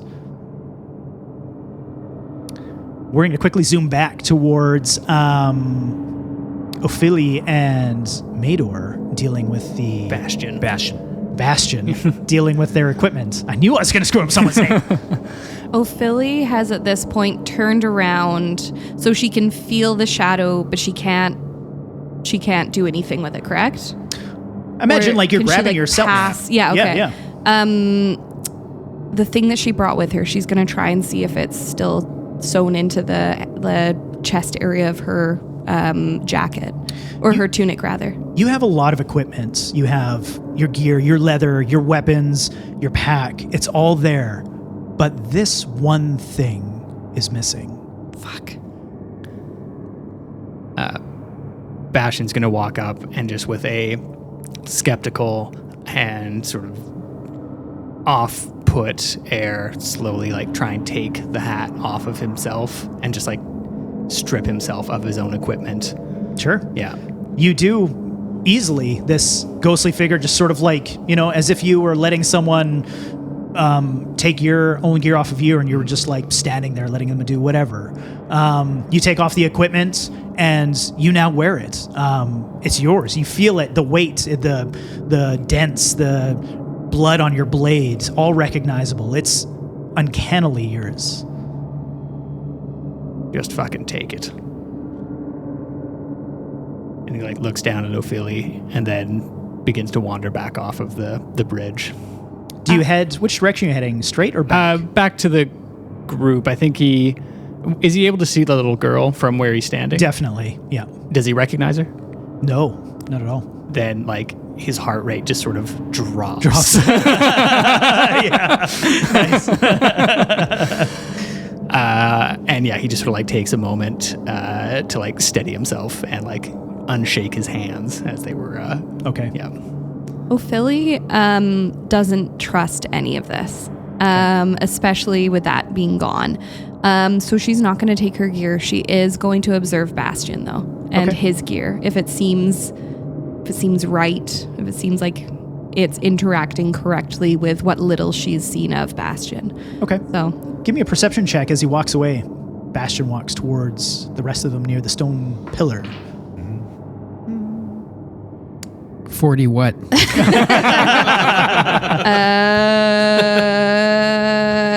Yeah, I do have proficiency, so that's going to be a 14. 14. Yeah, I'd say 14 is enough. You see him walk away. You've fought with Bastion numerous times. This is not your first battle together. This is Bastion's equipment, and now being worn by him, it's like you were just together. Okay. With that in mind, she'll reach up and start grabbing her gear off of her ghostly form too. She still doesn't trust it, but she feels better with her gear on her. Yeah, absolutely. Same thing. As she goes, she's checking everything though. She does. Checking every pocket. Everything is there. Yeah. Except That one. Shit. You don your equipment and head back towards Bastion. She's gonna start grabbing Skoogie's stuff too for him. Sure. Yeah. Yeah. And I think Scoogie would have like observed that not much was like the Sherry talking to that little girl seems fine. It doesn't seem like an issue, so he's gonna have noticed that Bastion's coming back, that Ophi's putting on the gear, so he's going to run up there with... Okay. What is Mador doing right now? You've read this inscription. I can read it again. Yeah. If you'd like. I know it's. I had actually meant to print it out, and then I totally gapped on doing it. I wrote down the first line, and then you were talking so yeah, fast. I I was had like, the way it's veiled and mist done. So it says, I won't read it as thematic, so I'll take it slowly. It says, ahead the way is veiled in mist. Your trusted tools could clear the way. Yet strength alone shall not persist. The heaviest price is yours to pay. Burden binds, yet loss sets free. Cling too tight, and you'll never see. Crossing here demands release. Embrace the defeat and walk in peace. We'll come back to Sherry quick for a second, and then I'll come back to you, Mador. You've just come out of this vision, and the little girl still picking up rocks, throwing them in. Where'd you go? I went to a battlefield. A battlefield? Yeah, and there was a man commanding people to do things strength, and people were failing miserably. Ah. Have you gone? Have you used this rock before? Not that one. That's not one I made myself. A friend made that one. She asked me to throw it here. Huh. Yeah. Interesting. When I observe her, is she wearing her clothes? Like, is the little girl wearing clothes? Yeah. Yeah. She's wearing like sort of, little child clothes. She's got a little bear with her. Okay. Yeah. And Sherry's going to ask, she's going to say, how did you come with your clothes on? Or did you, because we're, as you can see, Do you mean when I arrived here? Yeah. I wish I remembered. I remember I remember my mother, actually. We were playing, and then she pauses for a long time, and she kind of gets choked up. I killed her. But I didn't want to. It was him. Who's him? The wizard. I only know him as Blackmore. He didn't like my mother. And he thought I was special. He told me that I had a power. I think he tricked me because when he showed me how to use magic, how to embrace it, it was shortly after that I hung my mother in our own house. Under his control, I could feel my body move, but through eyes that I had no control out of. Next thing I know, the town's guard is breaking down our door, and I'm fighting them unwillingly. And, of course, now I'm here. I think that's something you and I have in common. Well, she takes out a stone, gives you another one. Something to release, I guess. Something to release. Go ahead. It does feel good. Give a whisper, a prayer, something you don't want. You don't have to say it to me. Just think about it. Throw it down there. Cherie, she whispers into the rock. One of the secrets that she carries, like one of the darkest secrets that she carries. She throws it Nice. over the edge. I felt that. Mm-hmm. That was a good one. I can see your friends struggling over there. They're not the first ones. It's a confusing place, well, everybody around here calls it the Underworld. It's actually called Ashmourn. It's a strange world, isn't it? It is very strange. It's new to us. It's funny how everyone tries to hold on to things when they come here. Heavy things, pretty things. But stones sink faster, right? And I paint them to remember. Then I let go. She looks around at the group of you. Maybe you should do the same. I think you're right. You've been here longer than I have. Well, yeah. You just got here. Yeah. Now I'm standing around nudie bum. We'll come back to our Mador. Yeah, so Mador's he likes to think himself quite wise and intelligent. He's not. It's more ego. He's he's drunk and he bumps right into the column in the middle. Runs right into it. Clash. And he reads over it again and doesn't really decipher much from it, but feels that he needs to obviously make a sacrifice of some sort.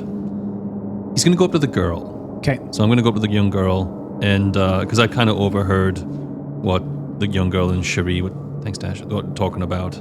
Okay. And let me see one of your stones. I would like to cast one. Yes, of course. I think it's worth everybody giving it a try. Go ahead and choose one. And I just look at it and I say, Father, I will avenge you, and then I will disappear into the wilds. And I just chuck it with like a full aggression down. I love it. Angry. A lot of anger in you. I'd be confused and angry too if I had just, well, lost, didn't you? You lost. Well, I wouldn't say lost, but sure, yes. I mean, however you want to word it. Well, they're up there and you're down here. Of course. We lost, I guess, finally. Great. Congratulations. And he just slow claps at her. Would you like another stone? Feels like maybe you have more to get off your chest. I just pick one up quickly and throw it without saying anything. Nice. Anybody else? I think Ophelia has been watching this from the bridge. She sort of made her way back a little bit, but she's still got Skoogie within earshot while he's getting ready. She says, what do you think? Well, I don't know what I think. I'm confused by it all. So what, we say some sort of shite into a rock, chuck it, and we can just get past. Yeah? That's what it sounds like. If she's been here longer for us, then she probably knows a thing or two. Yeah, but it didn't help her. She's still here. Well, that's a good point. I will try it. Skoogie runs over to the group. Well, meanders over to the group. No, that's beelining. That was fast. That was Flew over the water. That was a sprint. Hey, my wings work down here. Oh, another. I should have brought more rocks. I'm almost out, but Yes, what do I do? well, there's nothing to do, is there? You're But dead. what to do? I know what to think about. To think. What weighs on you? Don't tell me. Tell yourself and pick up a stone. Okay, well, that's very easy. Now release it. That's not very easy. You're right, it's not. Just wait till you have to release more than a stone.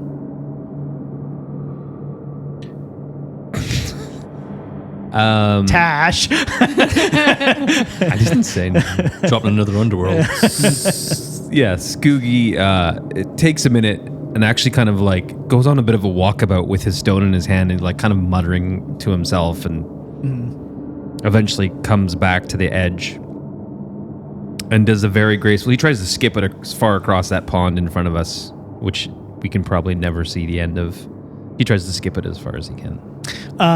There's no pond. It's an abyss. It's an abyss. If it He looks tries to flowy, skip it across the abyss. the abyss. Maybe there's some energy there and it does skip a bit, but then it breaks through and sinks as if in water and goes into nothing. Wow, I've never actually tried that before. She stands up and tries to skip a rock. I thought there was water there. A lot down here in Ashmourn, Underworld, is confusing. I don't want to say it's an illusion. It's probably not. I mean, she pokes you. You're here. I'm here. That's not an illusion, is it? Well, what about those? And he points over at the apparitional versions of us on the bridge. The shadow versions. Anytime I've been here and someone has seen that equipment. Like you, inevitably, they want their stuff back. But the underworld has a cost. And she picks up a stone and looks at it. Sometimes you just gotta let go to move forward. Go ahead. Should we jump into the abyss ourselves? She looks down. You could try. I don't think that's what you want to do. I can't stop you, though. If you do, you might not come back.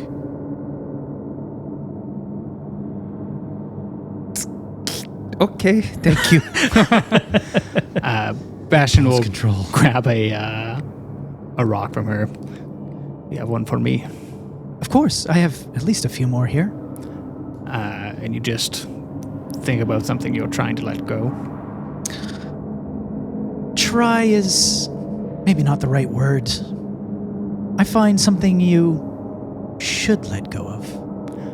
And without sort of breaking eye contact with this little girl, he just sort of like lets the stone fall out of his hands into the abyss. I could feel that one too.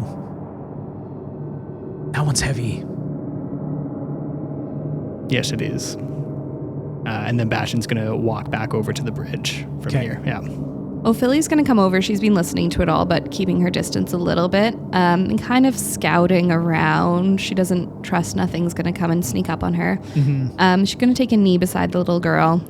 She's going to say, the other times you've seen people come through here and they've seen the gear, have they been able to get through with their gear without throwing something in? Some come visit me and talk, like you. Most just move forward, pay me no attention. I can't say I blame them. Those who take their stuff always come back.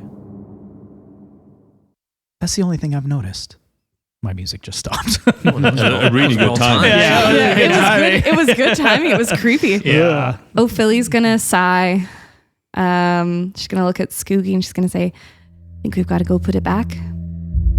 She's going to head... Everything? Everything. She's going to go strip off and put it back. Bastion's going to try and like just walk through. As Bastion walks past these figures, everybody would see this mist quickly form from almost nowhere, materializing and surrounding him, almost like a cyclone, a whirlwind. And Bastion, you can't see anything. You don't feel below, above, side to side. You're lost. You have no idea where you are. There's a degree of like almost familiarity in this scenario for Bastion, just with his past. It's just like, I've been here before. Not afraid of you. And he's just gonna like keep walking and just presuming he's gonna get to the other end. Okay. You walk and the mist breaks and you're facing your friends who are now staring at you from where you just left. You've been turned around.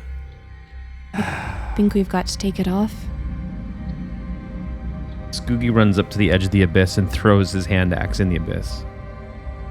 Okay. And waits to see if anything happens or feels different or changes. Never seen that before. He takes off his backpack with his bedroll and whatever else. He has lantern, rope, all that stuff, and throws it to the abyss. You're getting good at this. I think you're learning to let go. He throws his bow into the abyss. All right. Do you have anything else? Yeah, he has an amulet that he wears of the Frostveil pendant that is like, it's one that he carved himself out of wood so he could show people what he was looking for. But he has like an incredible emotional attachment to it. And he throws that into the abyss. So now you're wearing nothing but... So he's got like his clothes and that's about it. Yeah. As long His as you're arrows. in your undergarments, you wouldn't be able to have anything on you. He throws the arrows. As you slowly release this stuff into this abyss, like the girl, what looks to be like a dark area just beyond this bridge is now visible to you. You look, nobody else sees this because you're looking around and their mood, what you're seeing clearly hasn't caught their eye. And it's a path that continues forward, upwards. You see a river off in the distance. Like beyond the shadowy figures? Yes, yeah, exactly. Just get rid of everything, people. It's so easy. And he runs over the bridge. Oh, sure, it's so easy. It's just stuff. Does his pasty arse as it disappears over the bridge. Never seen anything so bright. Like a beacon.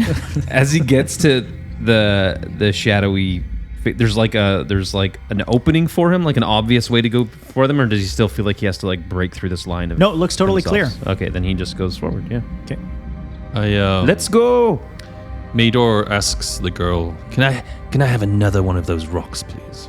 Yes, of course. I take the rock and I say, "Father, I'm sorry that I couldn't be there for you. And although I feel like I need to avenge you, I feel like I also need to let you go at this moment." And he just lets it gently roll off his fingers and into the abyss. Nice. And then he walks over to get his equipment. Okay. And do you put it on or you Chuck it in. throw it over Chuck the edge? it all in. When the last piece tumbles out of sight, you turn towards Skoogie, now what looks to be on the other far end of this bridge, walking off into a land that you can now see clearly. How does that land look? The land looks relatively barren still. You know, there's maybe some rocky areas. Let's not call them mountains. They're not quite that big. And what looks to be a river off in the distance. Okay. Ophilia's gonna grab her stuff off of essentially living mannequin Ophilia, and she's gonna head over to the little girl. She's gonna dump it all in fairly easily. She struggles a little bit with her hatchets, but she drops them in too. Then she says to the little girl, "So you gonna come with us then, or?" I might wait a little longer. I come back here and wait. There's an energy that changes in Ashmourn when people arrive. Kane knows it too. He comes often. He's usually collecting equipment, though. Who's Kane? He's part of, well,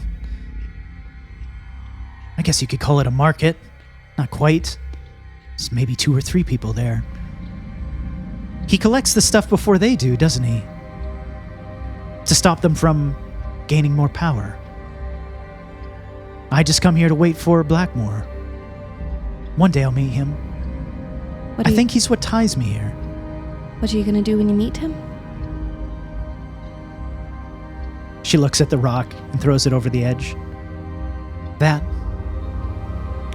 Sounds like a good way of letting go. yeah, I hope so. All right, well, you take care. You too. And Ophilia drops her hatchets over the edge and is gonna make her way back to the bridge. All right.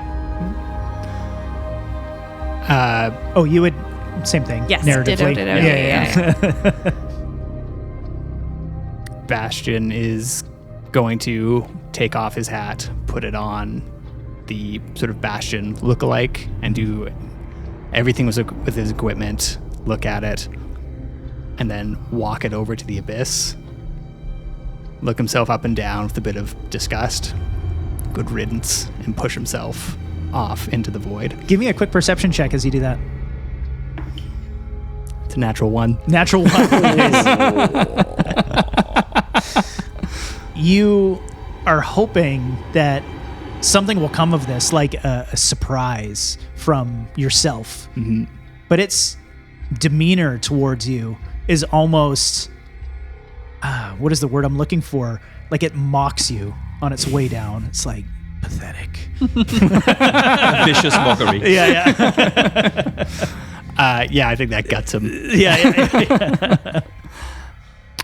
Shuri is, I think she's just kind of sitting next to the girl and asks, "Has anybody ever jumped in the abyss that you've seen?"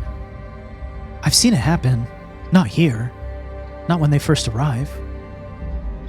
I've never seen them come back, if that's what you mean.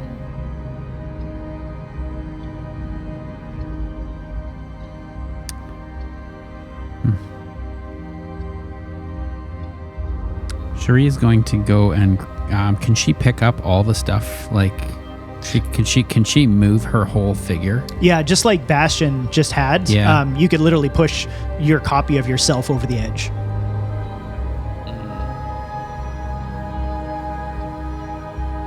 Clearly, you can see between the difference of people just throwing their gear versus the entire figure.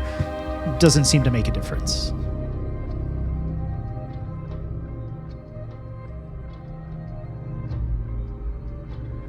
She's struggling, like Cherie's struggling with the guilt that she carries. And she kind of wonders,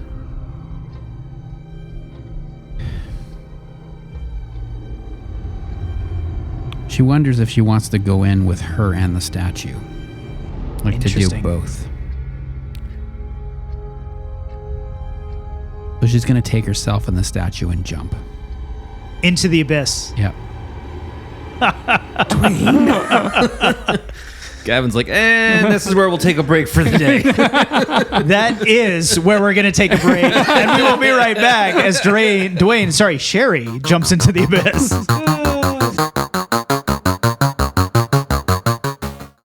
Hey, everybody, we're back from our little snack break. I was trying to do reverb. Hey, everybody. We're back. That's echo. Yeah, we're back from our little snack break. And, okay, I'm going to kill everybody. Before we get continued, we do want to give some quick shout outs to our sponsors. We have 4 for this campaign, which is pretty awesome. Thank you so much. I think we are going to be graced with Dwayne's voice. Go ahead, Dwayne. Whoa. He just cleared my throat. He just Hang on. Underworld. No. I was trying to do the Breaks U. over, Dwayne. I heard you just came out of his mouth. That was the U part of UFF. Okay, go. So it's UFF screen printing, heroes, guild masters, and merch hungry bards. Do you seek legendary screen printing? Then heed this summons to UFF screen printing. In Nanaimo, it hurts. Hang in there, Russ. We're gonna get through this. Power through. We charge extra for when Dwayne does it. Oh boy. Hang on. Pure We're chaos. We're going to get a t-shirt made that just says pure chaos. No, hang on. With over 18 years of crafting crisp, high-quality prints, these inksmiths wield water-based inks, dye discharge, and holy plastic. Who made this so long? I thought it was. He's only read 20 words so far. So many big words to read. Oh my God! Bard. Plastisol, like wizard mastering the arcane. Whether you need bold banners, oh my God, sigils on shirts or a horde of matching tavern tees. They'll make your design look epic. Oh wait, hang on. We're halfway. Right here, buddy. Hang on. Perched above the Vault Cafe in downtown Nanaimo, UFF works their magic on fabric daily. Ready to make your mark? Visit uffscreenprinting.com or scry their latest works on Instagram. So that's at UFFSERIGRAFIA. What? Yeah, does that sound about right? That's me. It's good. UFF screen printing. Because every barbarian needs a good t-shirt. Wow. True. So you did it. If you need 8 minutes of airtime, you know what's just funny request Dwayne. is not related to this campaign, but I actually didn't know the screen printer's name was Morrow, and which is obviously close to my Morrow. Yeah. And like when we were first talking about it, I thought you guys were like pulling my leg. You're like, oh, Morrow at UFF above the vault. I was like, what? I don't get the tie-in. Like, what's the joke? And his name's not even Marrow. It's like Marrow. Oh, okay. It's like he tries to tell me every time, and I love him to bits. I'm just like, I'm sorry, dude. I'm just gonna keep saying Marrow. Oh, okay. That makes me feel better. I have one too. Okay. You have a Morrow? You sure do. I do. See if you can. You have a marrow? See how fast I you can do do. it. You have a. Adventurers of the Underworld, feeling cursed, stuck in a never-ending side quest of existential dread. Have you recently watched someone dramatically hurl themselves into the abyss while a small child looked on in horror? Like emotionally speaking. Yeah. Yeah, that's a lot. But fear not, Dwayne Orser, a seasoned guide It's very current. Topical this is. Sell it, Jill. Sell it. You got it. with a +5 to compassion is here to help you navigate the haunted catacombs of guilt, grief, and questionable life choices. Whether you're shackled by the chains of regret, stuck in the maze of overthinking, or just really tired of all these ghosts whispering your name, Dwayne offers a safe haven. No soul sacrifices required. Your story isn't over yet. Seek guidance at www.dwayneorser.com. Even in the underworld, hope still flickers, unless that's just a will-o-wisp luring you to your doom. Either way, worth checking out. And he's great at it. I've been to see Dwayne myself. Me as well, actually. And Me too. Really great. He made me hold his hands. It was awesome. We never held There was hands. no touching. You just made me cry on a mat. Wait, Matt was in yours? Who's Matt? Matt wasn't Bring at out the yours? mat. It's confidential, right? Briar's partner, Matt? Yeah. He wasn't at yours? I saw him walking by earlier, but you were right in the middle of dramatically killing Bastion, so I didn't want to be like, it's Matt! I thoroughly enjoy our chosen execution of our sponsorship ads because I Yeah. think people have a reason to listen now. We could have pre-recorded pretty that. authentic, We yeah. could have made it Yeah. 42 seconds long exactly, but no, It's No. fun. that's how Why we do would it. we? So now you have to Dwayne's listen. was like 10 minutes long. Yeah, I know. That's like bang for your buck. That's Airtime. standard. Yeah. Yeah. brilliant. Yeah. So if you want to hear us I trip over apologize. your company name Yeah. and ad read, then please hit us up. Yeah. Bubbly. Bubbly. I think it's great. It's more organic, more fun. Yeah. It is. We are a radio show after all. We don't edit. Fun fact for those who are listening. What you hear is what actually happened. The only thing that we might edit is just the audio sound clips, like the music in and out. That's it. We I don't- even I don't- keep Neil talking about his farts in. Yeah. Yep. Yeah. In case it wasn't obvious that we don't edit. Yeah. I think it's obvious. I don't know. You listen to some and like they still have the banter, but they cut a lot. Yeah. But like even if we do have dead air where everybody's thinking, like that actually happened. There's not. Right. yeah. Wait, so you don't edit out like the inappropriate things that we say? Nope. Like Do you anything not listen to our sexist. podcast? No, I was here. I don't need to listen. I don't to touch it. the edit. It's the only thing. It's just Oh. sound You don't touch balancing. the editor? Well, I touch the editor a lot. In the shower in the mornings. Oh wow! That's a really, No, really don't, posh wank. Tash, turn off your internal mind. Don't Posh see wank. it. Don't see it. Ah, damn it. Never mind. Okay, go ahead. Speaking of, Now that I'm speaking picturing of that, Gavin Speaking of touching posh himself while wanks. he's editing. Can we edit? Probably like should the edit last- that. Yeah, take that one out for sure. I will not.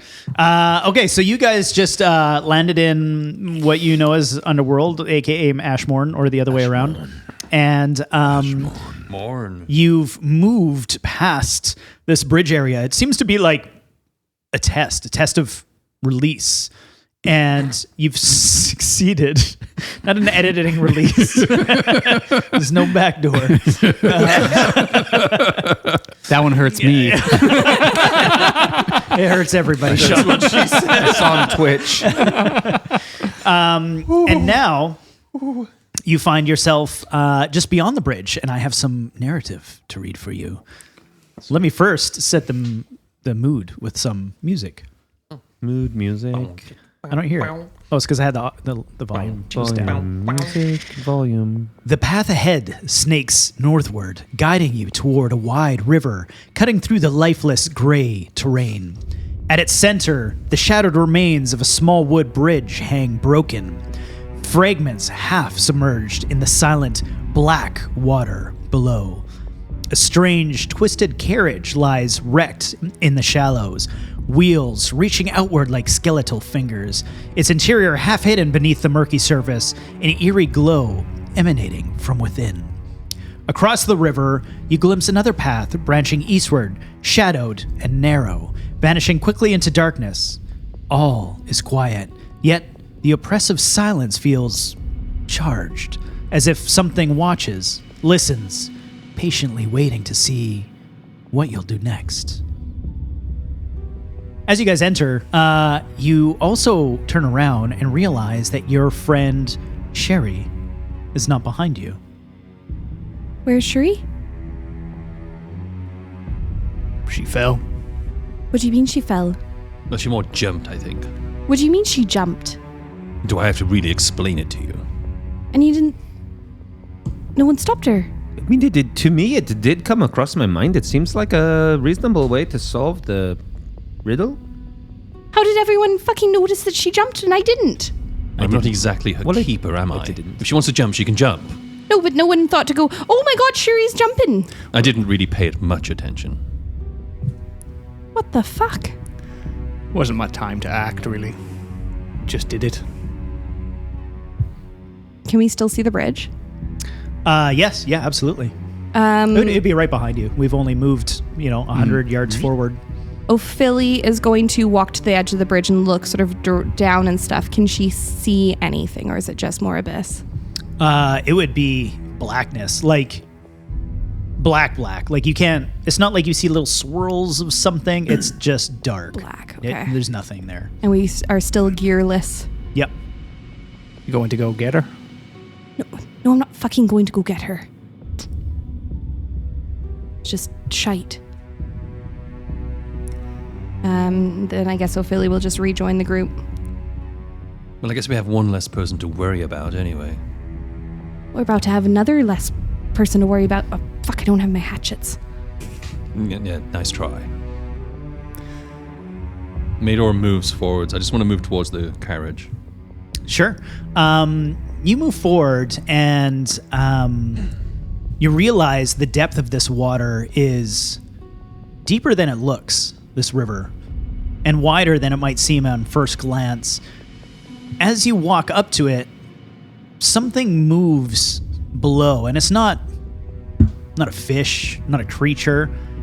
It looks almost like people, spirits, ghosts moving under there that are just like flowing with the water, not paying any attention to you. It's like they're part of it. I put my hand in the water. I need you to give me a dexterity save. About to be a party of 3. Natural 20. Oh, beautiful. It's actually a 29 with my plus 9. 29. That Chelsea God helped me get when she did our character sheet. You reach into this river and hands grasp it immediately. It's like your fingers just touch the water and you are almost engulfed. But you're able to, the power that you have, the energy, maybe the rush, the adrenaline, you're able to pull back just in time before being drawn in. But there's this sensation, this burn. Did you take a scar in the beginning? I didn't write it down. That burns. My family right now. crest. Yes, right, the crest. That burns right now. Not enough for you to take anything damage physically or emotionally I or feel whatever. it, though. But you feel it, and it's almost like they were pulling for that. They were gravitating towards it. You step back, and there's like just agitation in the water. You look down at it. Give me a quick perception check as you step back from this moment. 7. 7. My passive perception's 10. Still not good enough. Yeah, you step back. The water, like I said, agitates, but you're too distracted by that mark on your forearm, the burn, as you stumble back towards the others. What is everybody else doing in this moment? I think Bastion will start making his way towards the bridge. Okay. Don't touch the bloody water. As I just put my hand over my crest. Thanks for that. Keep that in mind. So, Bastion, you're heading towards the broken end on this side of the bridge, right? Correct. Okay. What are you doing when you get to the edge? I think looking for any boards or anything that might perhaps be long enough to try and bridge the gap, as it were. Sure. Yeah, if he's anything to sort of try and make it a less of a jump. You walk over there, see much of what Mador had seen, and you're looking through the water. You do see some debris, but give me a perception check as you are standing there. It's a 13. 13. You realize that the debris is part of the bridge is under the water, but it's all submerged. Getting to it is going to be difficult based on what you've just learned from Mador. In addition to that, your eyes lift, looking for anything else that may be of help to you, and you notice a figure on the far end of the bridge, which I've marked with that little green guy right there, just was easy to see. Mm-hmm. Face down, looks dead or weak, but they're not armored. In fact, they're in what looks to be their armored undergarments, red hair, someone that you would know, but looks not good. Bastion will give a sort of loud whistle through his teeth to see if the figure stirs, but also to get everyone else's attention to come over here. The figure itself does not stir. Scoogie will use his. He's very he's lived out in the wilds basically his whole life for the last 15 years or whatever. So he's gonna kind of scour this shoreline riverbank and look for any signs of tracks or anything else that would have figured out a way across. Sure. Give me a. Let's do that as a survival check. That's what I was hoping you'd say. A natural 1. Oof. But I've got a 12 in my survival. Yeah, I still consider a stats. natural one always a failure. Yeah. But that's all. I just wanted to say but. Cool. Just like butts. I had no answer for You that. you find a spot that actually looks quite promising, like a little floating spot. Could be a stone or something. And your anticipation, especially after what Bastion had pointed out, I'm assuming you've pointed out. Yeah, he was what trying could to be convey everything. sharing. Scoogie, you take sort of a leap of faith and step on this. Yeah, that one right there. Let's say that's good on the map there. And it gives way as soon as you put body weight onto it, and you fall into this water. I need you to give me a dexterity save, but being this far from land, it's going to be at disadvantage. Okay, that sounds cool.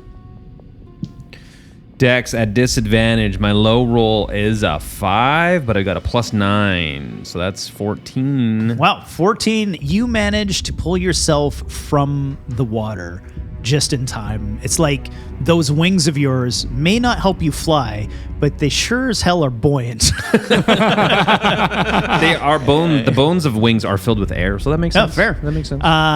These hands, as soon as you touch the water, just start like the black, scrawny things, just start reaching out, grasping at your feet, your forearms, your wings, trying to drag you in. But you're able to find land. You look around, though, and you do realize that maybe there is more of these. You just need to decide which ones are worth putting your weight on. Like a little floaty island old bobble thingals. Mm-hmm. Well, Philly's going to go to the right over here, and she wants to investigate and see if those little islands on that side are a little more promising, heading sort of towards that carriage. She's definitely feeling that sort of sense of urgency now. They know that Cherie's over there. Sure. So is it the bigger ones? Can you show me on the map here, just so I'm clear on which ones you're referring to? Yeah, she's sort of gonna do the same thing he did and scout that way. She's not jumping on him yet, Sean. It's a little keen, but essentially, yeah, those that one there. Give me a survival check, unless you're doing it in a way that wouldn't fit survival. Can she look at them like they're traps and investigate them? Yeah, I'd be okay with that. Cool. So, Scoogie pointed them out. That was the survival check, but now you're seeing if this makes total sense. Yeah. Cool.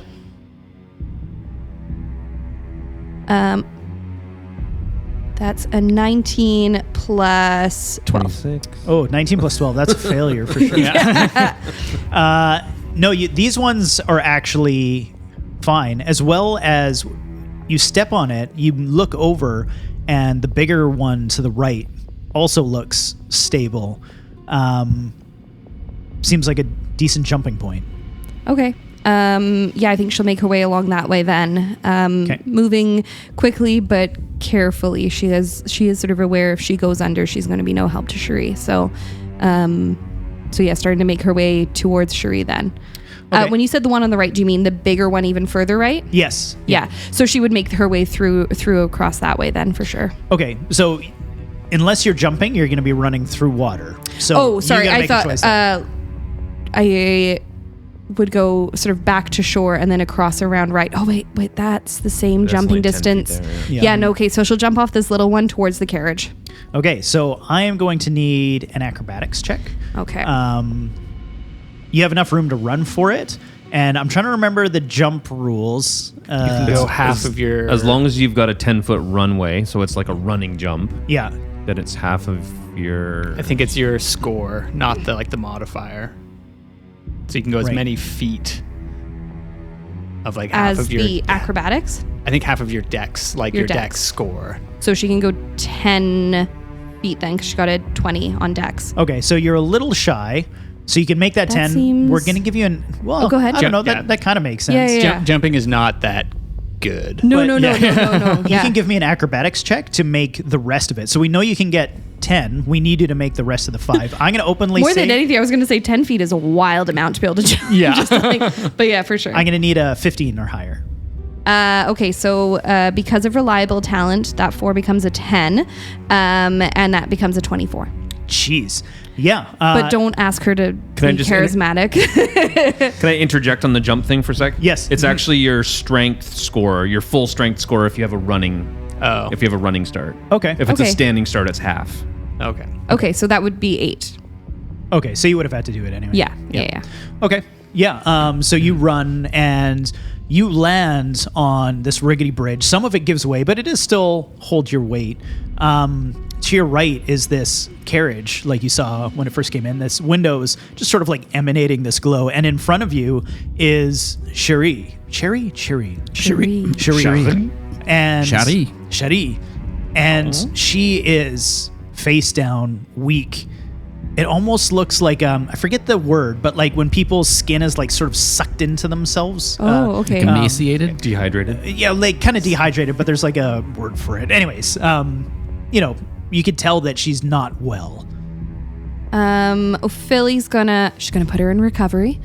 She's gonna let her know she's a first aid attendant. No, she's gonna put her, try and get her comfortable. She doesn't have any gear on her, so she's gonna call back to the others and let them know, and just ask, does anyone have any ideas? If you tried shaking her. I feel like Bastion actually would say that. So she's gonna try and look around, try and investigate and see if she can find anything that might help, any gear, any medicine, anything, any person. Sure. We'll come back to that in just a sec, but give me an investigation roll as you are doing that. What's everybody else doing? Yeah, I think is that like a bit of a looks like a kind of a pole almost between where I'm just gonna remember everybody's name here, where Bastion. Bastion is. Yeah, is that like can I sort of like balance beam across that? There is like a bit of the sunken bridge there. There's like, maybe a couple of the posts, wood posts are sticking out. Yep. They're still relatively sketchy, but we could call that a dexterity check if you'd like to like try to hop along them. Yeah. Sure. That's an 18. 18. Yeah. You run across and make it to the other side. Okay.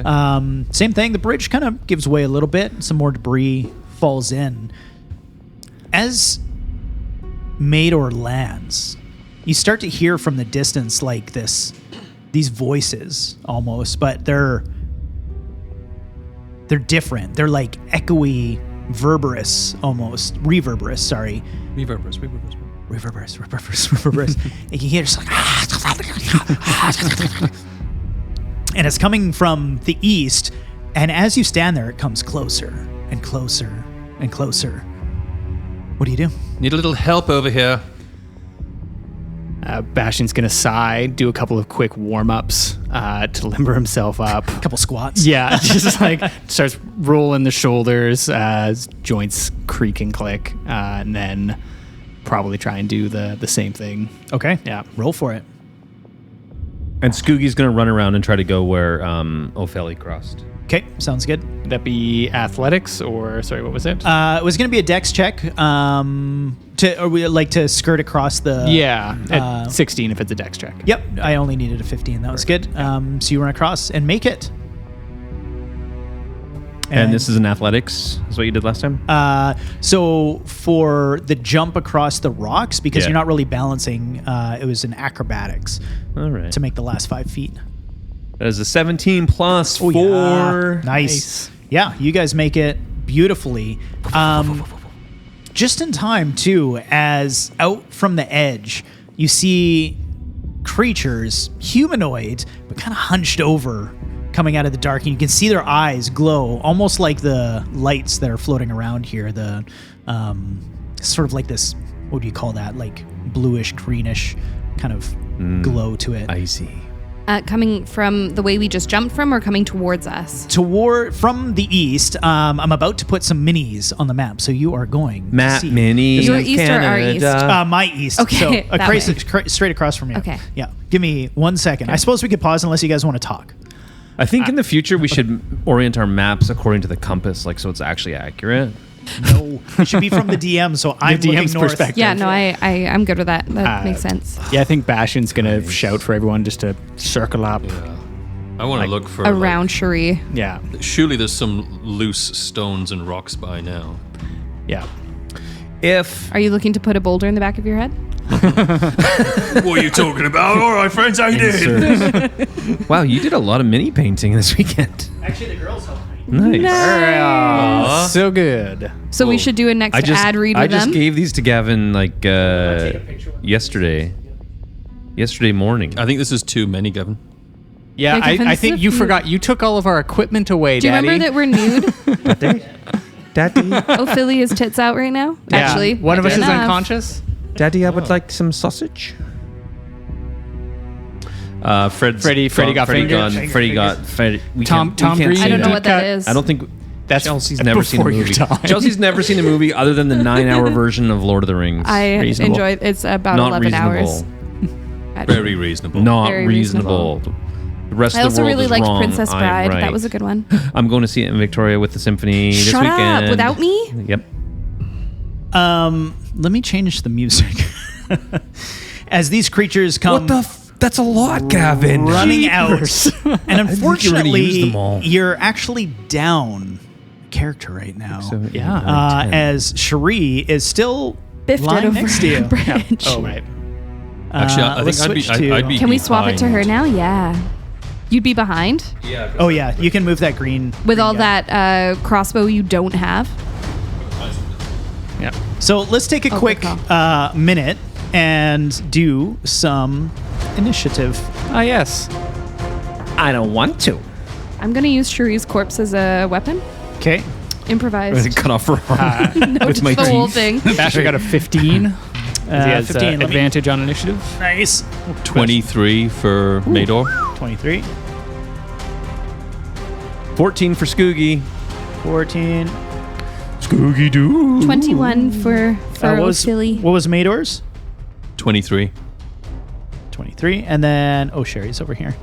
Oh, Sherry. She'll go last. If you insist. Did you get 23 as well, Chelsea? 21. Okay, I have a little question before we start about magic stuff. They're actually going last. Can we I bring the have little no girl in to arcane- fight for us? Arcane focus because I've lost all my things, right? You have no magic, no weapons. But is that real? Is that you can't do any magic? You No, you need an arcane focus. Yeah. Yeah. That's why 'Cause when I just took it away looked, from Eldrick. That's not what it because said. you couldn't do shit. And I just did a quick rule look. Oh. It said that you can do any. Oh, that's what it said. You can do component spells if you have the components. Yeah. and we have nothing. you have, Nothing at all.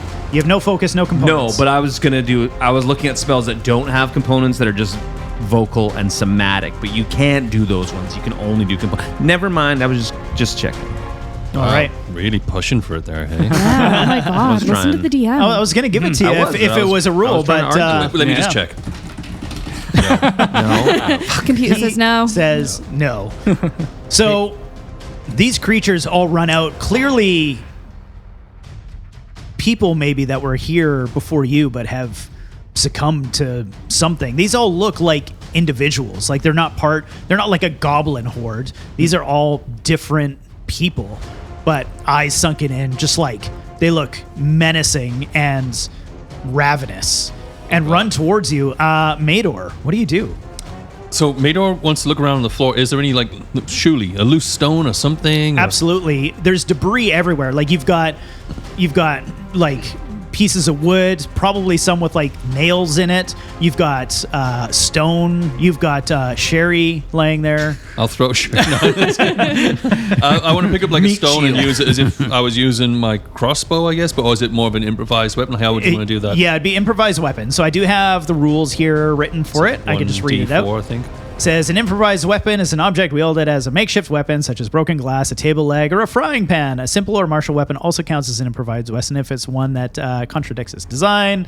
So basically, proficiency, don't add your proficiency bonus to attack rolls with an improvised weapon, so you don't get that. Damage on a hit, the weapon deals 1d4 damage of a type the DM thinks is appropriate. In this case, it would probably be bludgeoning.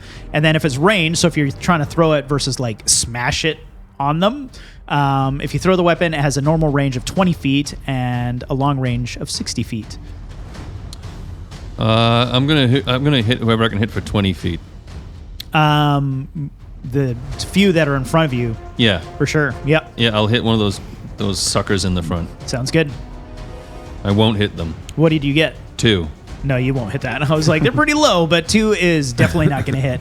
That rock goes sailing. Because I don't get any bonus to it, right? Yeah. Well, you get your dex, You get your but you dex. don't get your proficiency. Okay, so I'd get 11 then. Oh, you do hit. Yeah, okay. Yeah. Roll damage. 1d4. 1d4. This is 2. gonna take a minute. 2. The stone goes sailing and blows out the one guy's arm. It just like tears clean off and sits on the ground. It like throws to the side and he's like, and it comes like one arm now like clawing towards you. Squishy. Ophelia. Ophelia's going to pick up 2 shards of wood. She is going to kind of go to like dagger, even though they're just wood. Yep. Query: will that allow her to then do her offhand if she's got one in each hand? Yeah, I would think so. Sweet. Okay. Yeah. So she's essentially going to treat them like daggers, even though they'll roll as improvised. Yep.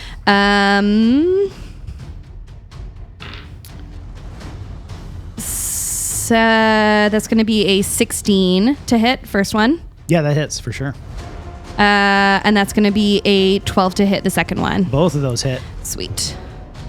And it's just a straight D4. Yep, for both of those.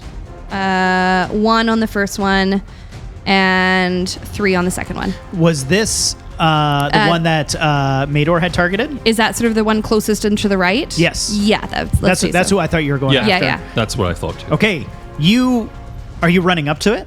She's going to run up. Okay. Mador throws this rock, blows off his arm, and it starts running towards Mador. You step in with these dagger-like pieces of wood and just start hacking this thing to pieces, which crumbles down in front of you, gets sucked into the water. As soon as it touches it, the hands are just like, and you just see it disappear. That one is off the table as Bastion steps up. And Ophelia's actually going to use her movement to step back and in front of Shuri again then. Okay, sounds good. Bastion has been fairly confused this whole time, but now steps forward with a purpose because this is incredibly familiar to him. He is a tavern brawler Nice. with a grappler feat. So he just wades in. He is going to make both of his attacks, which he gets all of his proficiency bonuses with. Rolls rocks. Yeah, 1 and a 2. Oh no! What's with your? The one will it's a miss. +8, so it's a 10. The 10 will hit, but was it a natural one? Is a natural 1. Oof. I'm going to say that this, because you don't have any equipment I can fuck with, I'm just going to give the creature an opportunity attack. I can with your unfortunately next give you a gimme on this if you would like. I'll let you know what I'm doing. Oh, sure. Because he's got a feat called punch and grab. Yeah. So he can make an attack and then use the grapple action as well. Okay. So he's going to try and like punch one of them, and he can push. So he's going to try and push it into the river behind him, and then grapple the second one. Okay. So I will. That is his course of action. Right. I will leave that to you as you may. I think While this was happening, I'm so sorry. I almost scared like, because I'm so like in it, and out of the shadows, there was someone squatted in that shadow right there, and they like stood up and like hunkered forward, scared the absolute shit out of me. You're like, oh my Russ God. happened to be looking over at me when I was like, oh my God. Attack! we'll say one of those hit, and then we'll Yeah. get back to the other Sweet. thing. So give me a quick damage roll. Is 9 damage. 9 damage. That one also goes down. That you hit, Lucky. Okay, good. but you're thrown off balance as you make this hit. You go to grapple, and it shoves you back just as it crumbles. It falls in the river, but tries to pull you with it. I'm going to give you a dexterity save, but it's going to be high. I need an 18. It's not good. It's below a 10. Below a 10. Yeah. Yikes. Everybody watches as Bastion stumbles backwards, caught off guard by this creature, hits the water, and in a moment, these hands just reach out all around his body and start drawing him down. Bastion, I need you to give me a wisdom saving throw. Rolling real good, and wisdom's great for him. That's a -1, so that's a 12. A 12. You hear Bastion. It's a failure. You hear Bastion start screaming, and just like, you don't know if it's your own past fears or moments or whatever these creatures are influencing you, but you mechanically start to go insane. Cool. We're going to talk about a homebrew, not a homebrew rule, but not something officially in D&D, and it is called insanity. Or for this scenario, you are going to take a +1 in your insanity, Sean. Yep. So just mark that down. Every time you take insanity, and it'll get worse and worse and worse, doesn't matter if you have 1 or 5, I'm going to have you roll on a different table to see the effect. So you've already reached 1 insanity. I need you to give me a D100 roll. Fun. 79. 79 says the character experiences an overpowering urge to eat something strange as dirt, slime, or offal. Awful. Guts. Animal guts. Try a Going to start like biting into the hands that are grabbing him. Sick. Oh, that is disgusting. Yeah, he's just gonna go feral in there. Give me a 1d4 roll. This is how many minutes you're drawn to do this. 3. 3 minutes. Holy shit! Basically, this whole combat. The entire combat. Great. Fantastic. Quick mechanical question on that. Is this Yep. is this like conditions like exhaustion where it like goes up and down, or this Yes. is just ever going up? It will go down to the point that like you can be relieved in your insanity, Right. But they do stack. So if let's say he stays there and makes another wisdom saving throw, he's going to take more insanity. Right. Yeah. Damn. Okay then. Scoogie. Scoogie is going to he's going to run back to that stagecoach and start ripping it apart to see if he can find anything that might be a really awesome ranged weapon. Dope. Give me. There's a couple things you see when you do open it, but give me an investigation check to see what else you find. 13 plus -2. Oof. You were doing well for a minute there, and then it all fell apart. Plus -2. 11.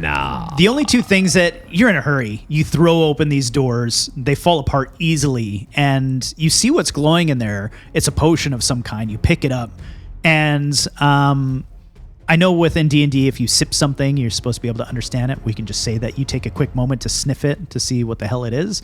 It's called Ephemeral Spirit, and it says, when drank, the character becomes almost invisible and see-through. They leave no footsteps and gain advantage on stealth checks for 1 minute. The other is a waterlogged scroll case, long thing, tattered, waterlogged, like I said, leather, and it contains only a single readable scroll. You open it, and hoping for some sort of magic, anything to help you. But instead, it's something written in like a faded ink by someone who had journeyed through here and clearly failed. I can read it to you if you'd like in this moment, but that will take your action for me to read it. It says eat at Joe's. He's desperate, but he does. He reads it.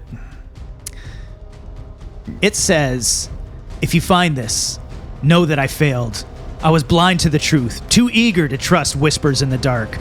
The flames promised freedom, the voices promised guidance, yet they offered only madness.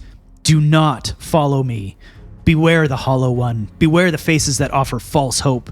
If you hear the whispers calling your name, turn away.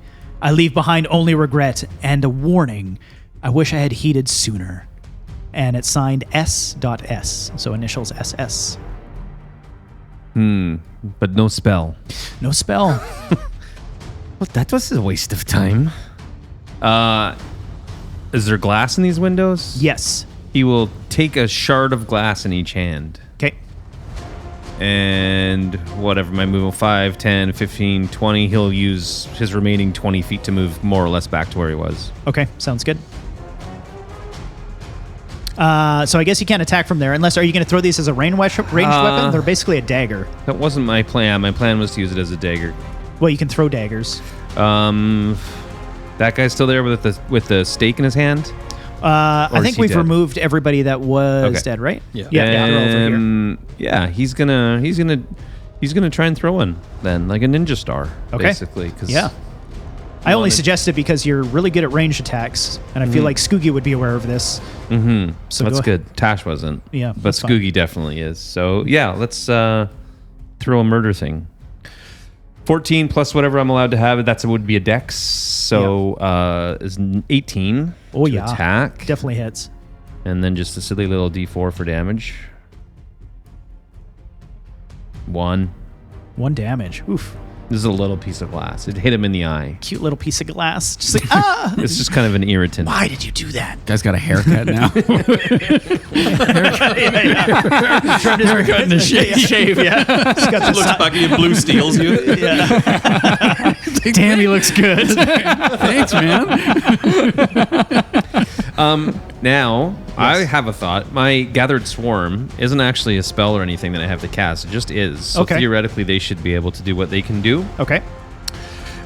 In this case is they can get a 1d6 attack extra damage from my swarm, can just go attack them, or I can move them. I'll allow it. Let's do They it. are 5, 10. Shit. He's gonna do it anyways. He's gonna drag them 15 feet toward as close to the river as he can get them. Okay. So you're going to use your birds, basically. Yeah, the birds Crows? fly over to him and like physically grab him and drag him 15 The feet. one guy. Okay. Towards the riverbank. Do I need a roll, or well, how does it work? There's got to be like a save there. No, it just happens. Oh, shit. Okay. I mean, he's right next to the river, so they... Oh, wait a sec. I lied. Strength. Saving check. throw. Like a grapple. Oh, or something. Against my Yeah. spell save DC. And I was like, saw his eyes still on it, so I was like, I won't say anything until he's. Until he's real. I didn't want to be like, actually. Oh no, Spell save it's a DC. table of DMs. I have dark vision. Against 16. So I'm going to make my first I actually official don't. roll with my Witch Hazel dice to see how it goes. Mine's in my water. For Tash's sake, I hope it does poorly. It's a strength check, right? These guys are not particularly strong. Against 16. Here we go. Pretty sure it's a 13. Pardon the slight. 13 Plus. minus 3. Minus 3. Is 10. Ooh. Oh, yeah. He would get pulled in, and as soon as he touches that water, just Gone. gone. Pulled in. Dead. Thank you, little birdies. Oh, the little line means my turn. For the other creatures. We are going to have the front 3 take all 3 actions at the same time and run towards Cherie and grab her and start dragging. I realize we're running past Ophilia. You need to choose which you would like to attack. Do any of them look more powerful, more strong, like the bigger threat? No. Nope, they're all okay. The one on the left, then, because her Okay. dress is extra pretty. Sounds good. I think Arya painted that one. Good job, Arya. That is going to be an 18 to hit. Oh, yeah, definitely. Don't you know? 2 points. 2 points of damage to that one, and it was 1 to the other one that was up near Skoogie. Oh, but he killed that one. That one's dead. Dragged him into the water. Okay, so you've stood, used your dagger wood things to chop at this lady, but she still makes it past you. All three of them get their hands on Cherie and start using their full move action to drag her away. Yeah, further away from you. Towards kind of down that path. There's like a dirt path there. 15. 15. Oh, that's strong. That's a lot of feet. The others, the other 4 behind, are going to run around them. The 2 closest to Bastion are going to run towards him, and then the other 2 are going to run towards Philly. The ones approaching Bastion, they have these claw-like, fingernails as they lash out towards you. I'm going to make some rolls on that. They do +4. I'm going to roll in front of me here so I can actually see this because it's hard to see in this light. 15. That's going to hit. Right, because you don't have any armor. Yeah. 1d6 + 2 is 3 points of necrotic damage for the first, and then I can't tell what that is. A 9 plus It beats a 12. Because it's What did I 10 say, plus +4? 2, I think. 9 Or to plus the- dex. Oh yeah, okay, so it would hit again. Yeah. And this one's 5, 6, 7 points of necrotic damage. The others run up to Philly and attack. 2 will miss. And a 12 plus 4 is a 16. Misses. Misses with it's just dex plus for your AC. 10. Oh, right. 10 plus dex, yeah. 10 plus dex would be 15 hits. Oh, hits just. 4 points of necrotic damage for the second one. Cherie, I'm going to need you to make, we're going to call it a death saving throw. It's not really, but, oh boy. Just went for it. Just went for it. What is the outcome? On the dice, you mean? Yep. Well, I need to get better than what? Well, it's essentially a death save, so you Well, it don't says put 15. 15. So it's on the above dice. 10. It's above 10. You wake up. Holy. You look up and have these creatures standing over you. Their claws dug into your skin and pulling you away. You glance over and see the rest of your companions standing, fighting the remaining of them. You're on this bridge, not where you were before, obviously. You don't have a move action, but you do have a moment to do something. What would you like to do? I don't know, like, it says here that I can use Mage Hand at will. Is that true with a as a sorcerer, or like? Well, it'd still be like it's still magic. Okay. Yeah. So, basically, any magic you can is a use. no. Yeah. Okay. Yeah. So then, can I just like use like an unarmed strike, or like Yeah, use absolutely. my feet or whatever to start kicking people off me here? Yeah. You can try to hit. You can grapple. You can lick. You can smell. Well, okay, hang on. Let's not get too I'm just carried giving- away. I'm just giving you some options. Yeah, I'm not going to be licking anything many at this options, point. too many options. Well, you look over at Bastion. He seems to be having a good snack in the river there. It's a good time. Highly recommend. You look right. up and Bastion's just All got right. like some fingers in his mouth. He's not eating at Joe's, he's eating Joe. Little salty. Okay, so I'm going to do an unarmed strike. Sounds good. To whatever's close. Okay. So there's 10 on the dice plus, and am I using my hit dice like +7? No. Either dex or strength. Yeah, it'd be depending on dex or what strength. So my strength is +6. Dang. So that'd be 16. Yeah, you definitely hit. Give me a 1d4 roll. 1d4 roll coming right up. So I've got a 1 on the dice. Nice. All right. Sherry looks to be somewhat moving. We're going to get into a different mechanic maybe in a little bit here, but it's probably not the right time. Sherry's up, though. Everybody can see that. Mador, you are up. So, what I just realized, not unlike my friend Tash across the table here, I have a beast too, and it's not magically attached to my arcane focus. Oh, okay. I have 2 beasts actually. I have one that is attached to an arcane focus. Another one I can just do. I get a limited amount of uses. Okay. Would you allow that? Yeah, I mean, we did the crows. Let's just Okay. do it because I don't want to backtrack we can on talk his. about it later, maybe. Nah, but, yeah. that was fine. Let's just do it. So, fucking wolf. How about we say 1 instead of 2? Because he did No, I can't one do set of 2. crows. So you just pull a wolf out of your pocket? Okay. There's something wrong. I can't pull out a mage hand, but you can pull out a wolf. Well, Do you have a wolf? No, I got a mage hand. Well, okay, so I can You need lick a wolf. something. No, I you can need a lick wolf. something, but I can't use a mage hand. But you can pull out a wolf. Correct. Well, I call bullshit. what Tash was saying though is that his crows aren't like a spell, right? Yeah, They're same always as mine. there. Just there. Same with Yeah. the wolf. It's like a companion. I'm pretty sure, and we can look at it later to make sure if you want. sure. Yeah. And then Dwayne can complain more. Yeah, totally. Dwayne's allowed to complain as much as he wants. Unfortunately, this wolf takes up the entire bridge. and Yeah, knocks the two of you off the side. It's a pretty big wolf. Yeah. So that's 1 attack. It classes 1 attack from what I can tell because it's in the attack list. Okay. But I do get 2 attacks per round, which I should have done last time. I guess. I forgot Oh, that right. too. Yeah. If you have features like that, that's not removed. Yeah. Yeah, because it's not related to your equipment. Exactly. So when Cherie is down, then is it like would normally we do like either a movement or a Yeah, for you because you had just woken up. she normally would get up. Yeah, but yeah. So she would attack and get up as her half action or whatever. Yeah, exactly. Okay. Yeah. Okay. So next round you'll have a full round. Right. So I get to do. Yeah. My wolf is gonna run up, and it's gonna kind of arc around and help Cherie even though Cherie just complained a bunch. This is a stupid game, Russ. I just want to tell you that right now. I love it. I don't like my choices, Russ. And it's gonna roll for an attack. Okay, do it. 10 plus 10 hits. Anything over 10. Oh, okay, yeah. 10 it plus. hits, yeah. Okay, give me some damage. And this looks like the one that Cherie was already attacking, right? Yeah. Yeah. Took a beating with a 1 point there.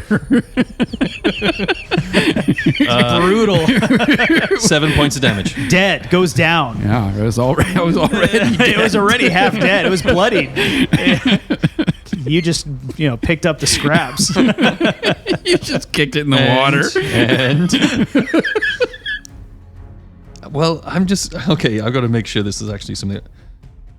I can Keep going. You're doing great, Russ. I can put Hunter's Mark on it. I don't know, but that sounds like a That is spell. an arcane focus. Yeah. Because you can actually Because it's in my select it. attack, though. But I know, but you can select But it as so's a Fireball.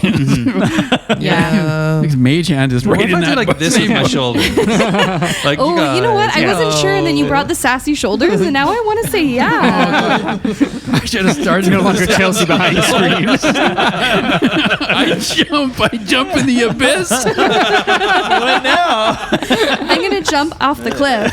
That's me doing because I think to summon it is one of my attacks. Okay. So To summon what, your creature? Yeah. No, so I was actually just looking it up because I was a bit curious for myself. It's not a summoned creature. He is treated as a regular creature. Right. If he dies, you can expend a spell slot to bring him back. Right. But he's actually not considered a he's summoned just been creature. with us the whole time. Yeah. He's just been hanging out. To give you an idea, he is essentially like Trinket from Critical Right, Role. right. So he just is. He just is. He's just around. Okay. Okay, so I got another attack. So I pick up something and I throw it at Cherie. No, just I throw it at one of the other people that are trying to fuck with Cherie. Okay, sounds good. Go for it. So if your hits wolf it is with killed, his it can't come back mage then, though, hand. right? Sorry. No, If it the wolf can. is I've got killed, it 50. can't come back. I've got If 50. the wolf Because is it killed, requires she can. casting a spell. Yeah, for sure. Yeah. I've got. So are we considering this my ranged attack? Sure. Yeah. Okay. So it's like a 20 to hit, Oh, yeah. Holy shit. Yeah. and then it's just 1d4. Okay. And this one's fresh, hasn't been hit yet. It's a 3. Okay, 3 points of damage to that one. Your whatever you threw, rock, goes sailing past, hits it, does a significant amount of damage to this thing, which is clearly now bloodied. As we moved on to Ophelia, whatever. I'll get the name Philly. right. You can just call her Ophi if it's Ophi. easier. Ophi's good. So Ophelia is going to. She's super concerned about Bastion. However, she also has 2 beings between her and Bastion, so she is going to try and get rid of one of them so she can get around. She's going to use her bonus action. She's going to do steady aim, which gives her advantage on her next attack roll. giving me advantage allows me to use my sneak attack. That was a 9. That was a 16 plus 9, which gives me 5d6 plus the d4. Okay. Looking at you in case you're like, no, Chelsea, you're not allowed I'm to do just that. trying to keep up. 6, 12, 13, oh, that's a terrible, 14, 15, 16, 17, 18, plus a d4 is going to be 20 points of damage. Okay, so how many are you killing? Is that all of them? It might be close. I'll just tell you, their HP is 10 and their health, or their HP is 6 and their AC is 10. Okay, cool. So cool, you cool. hit all of them, dividing that amount. What Are is? you gonna let me hit too? Oh, I mean, you can hit, move, right? You got move action, right? You're up there. I do not. So with steady aim, Oh, you can't move. that's the sacrifice. So as a bonus action, I can give myself advantage on my next attack roll in the current turn. I can use this feature only if I haven't moved during this turn, Okay. and after I use it, my speed is 0 until the end of the current turn. Okay. So I can only reach I'll let you what- hit the 2 because they're within reach, but that's it. like one big slash cross. Well, I was going to Yeah. say because that's technically one hit. So if you would also say that it's just the one enemy, that's fine. It's too much. Like I'm It's not too cool. It's too cool. Like you just like fucking She come just out slits swinging. both their throats. Yeah. Boom. 100%. Done. Cool. Okay, they both go down. Whoa. I feel Hopefully like can't maybe move now. you've got like you've stood between them and you have the 2 pieces of wood. You just like and their heads just like roll off into the water. Oh, Philly's good at combat. Yikes! Bastion, you're up. Does Bastion need to do another wisdom saving Oh throw? yes, you or- do. Yeah. You're currently swimming. Yeah, right? It's a 14. Ooh, I need a 15. Well, Bastion's going to use Indomitable. Okay. So he gets to re-roll. Okay.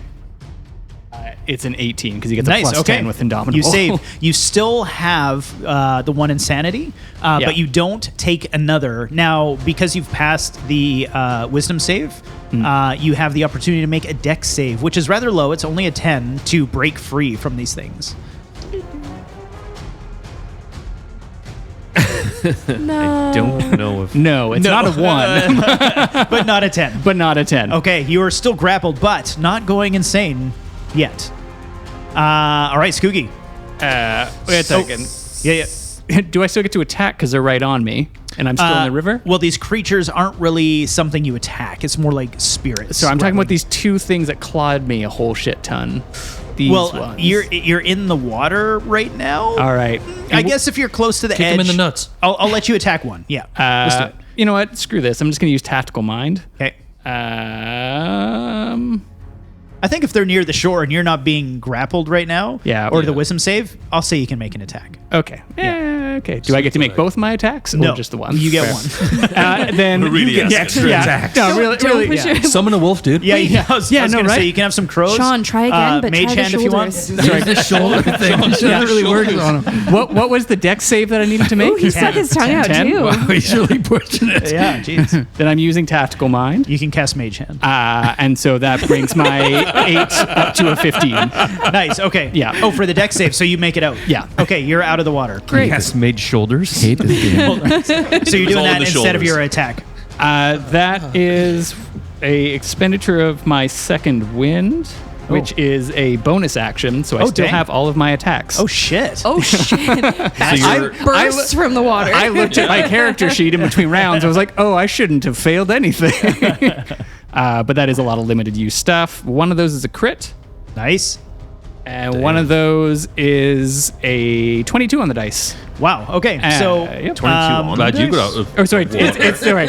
Is a 14, but because he has all of his unarmed stuff, he gets all of his bonuses. okay. Nice. And then you rolled a crit, you said, Yeah. right? So natural 20. So for those who haven't played in our or listened to our other campaigns, I think it was originally Sean's idea. I don't know where you got it from, so I don't want to feel like I'm stealing it from anybody else, but I like the idea of what is called brutal crits. Yeah. And the idea, which makes it thematically better, in my mind is that instead of rolling damage twice, the first set of damage is always max damage. Yeah. So if you can roll 20 or let's say it's 10 damage for easy math, you get the 10 out the gate, and then you're just rolling the second half. Yeah. And it just ensures that like if you get a crit, which doesn't happen often, it actually feels like a crit. Yeah. Pays Nothing off. worse than then rolling a 1 and a 2, and Yeah, you're like, cool. my crit was my the worst. whopping 6 points of damage. Exactly. And Chelsea used it in Pirates of the Lost Fleet, and it was great. It felt good. Yeah, did.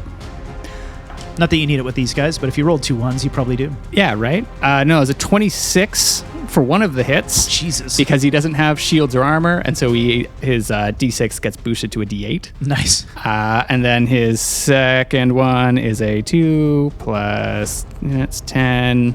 Yeah, and the other one's a 10 damage. Beautiful. You would take out both of those. Great. For sure. Bastion just like leaps out. He's still Biting the insane, arm. so he's still biting them and like tearing into them. And he's sort of like moving. And anyone who's watching might think that he thinks he's a vampire right now. Oh, that's true. As they go down, you're like, "Arr!" Yeah, and just like going right for the jugular. Oh boy. Yeah, Skoogie, you're up. Okay, Skoogie's gonna run over to these last 2 baddies, and he's actually gonna kind of do like a little loop around them, so that he is, so that Sherry is flanking. Okay. Well, she doesn't have a mage hand to flank like that. She can flank when she gets home. Tub. Mage hand bit of yourself tub time. all you want at home. She's got to sit on it first. So then he's gonna use his shard of glass to attack the first one of those bad guys. Okay. Which is a 14 plus a dex is 18. Oh, yeah. Just need a 10. And that is just a 1d4, right? Which is a 1. Okay. Yeah, just the 1 there. Yep. He's gonna just follow that up with a karate chop. Just a punch in the old face. To the same one? To the same one. Oh, that's a natural 1. Ooh. Cool. How's the lose natural one? walk You lose away. your karate. Yeah. I don't know karate. All crows chop, no died. karate. Oh no. I'm just going to give them an opportunity attack on you. Come on, This Gavin, is put him in a nothing. body bag. And I think it's a 4, so 12. 12 does not hit. 12 doesn't hit, even You with have your armor. Because adjusted. I'm 14 without Okay. any of the bonus Yeah, stuff. miss. And then he gets to send in his crows. Okay, watch out for Dwayne. My God, there's crows. There's crows in my bald spot. And he's just going to use the 1d6 damage on this one. Okay. There is no save. It's just Straight damage. Just a straight damage. Okay. Which one's the 6th one? Oh yeah, this one. And that's a 4. A 4 to the same one you had hit before? Yeah. Nice. That one's not dead. It's at 5, but it's almost dead. Almost got it down. It's their turn. These creatures, they are going to turn. One's going to turn towards this wolf that devoured a couple of its friends. No and the big other is going to turn towards Skoogie. The wolf attack is going to be a 2. Miss. The Skoogie attack is going to be a dirty 20. 1d6 plus 2 is 7 points of necrotic damage.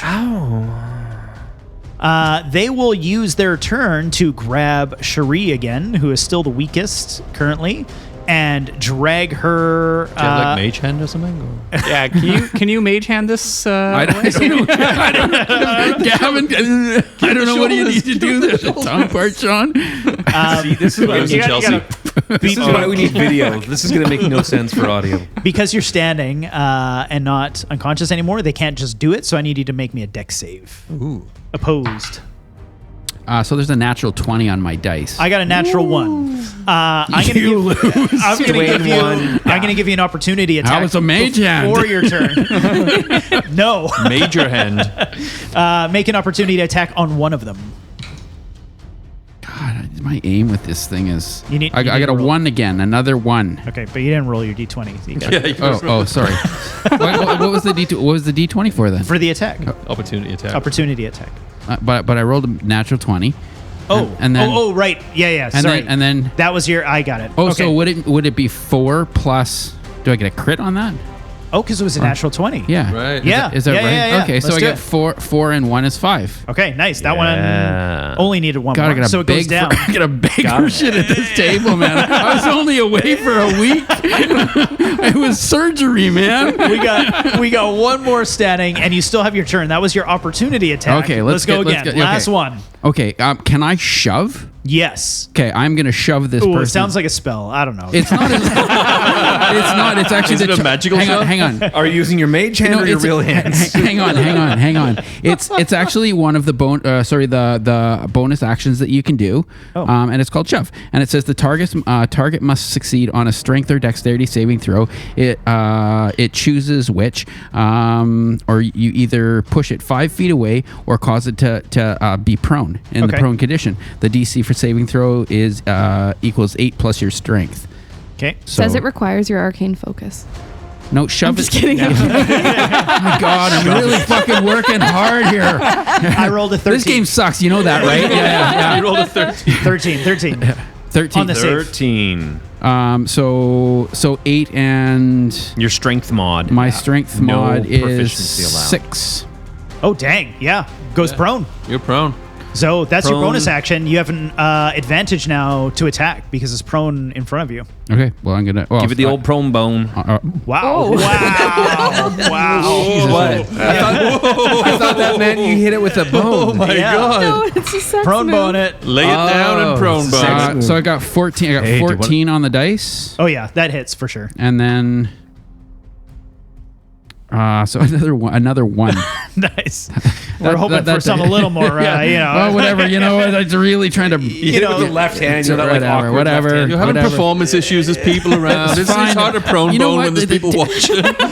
Tash rolled shitty last time. Like Top the of the entire This one, campaign. the entire campaign. And then you're around 1d20 Okay. or nat 20. Shut up.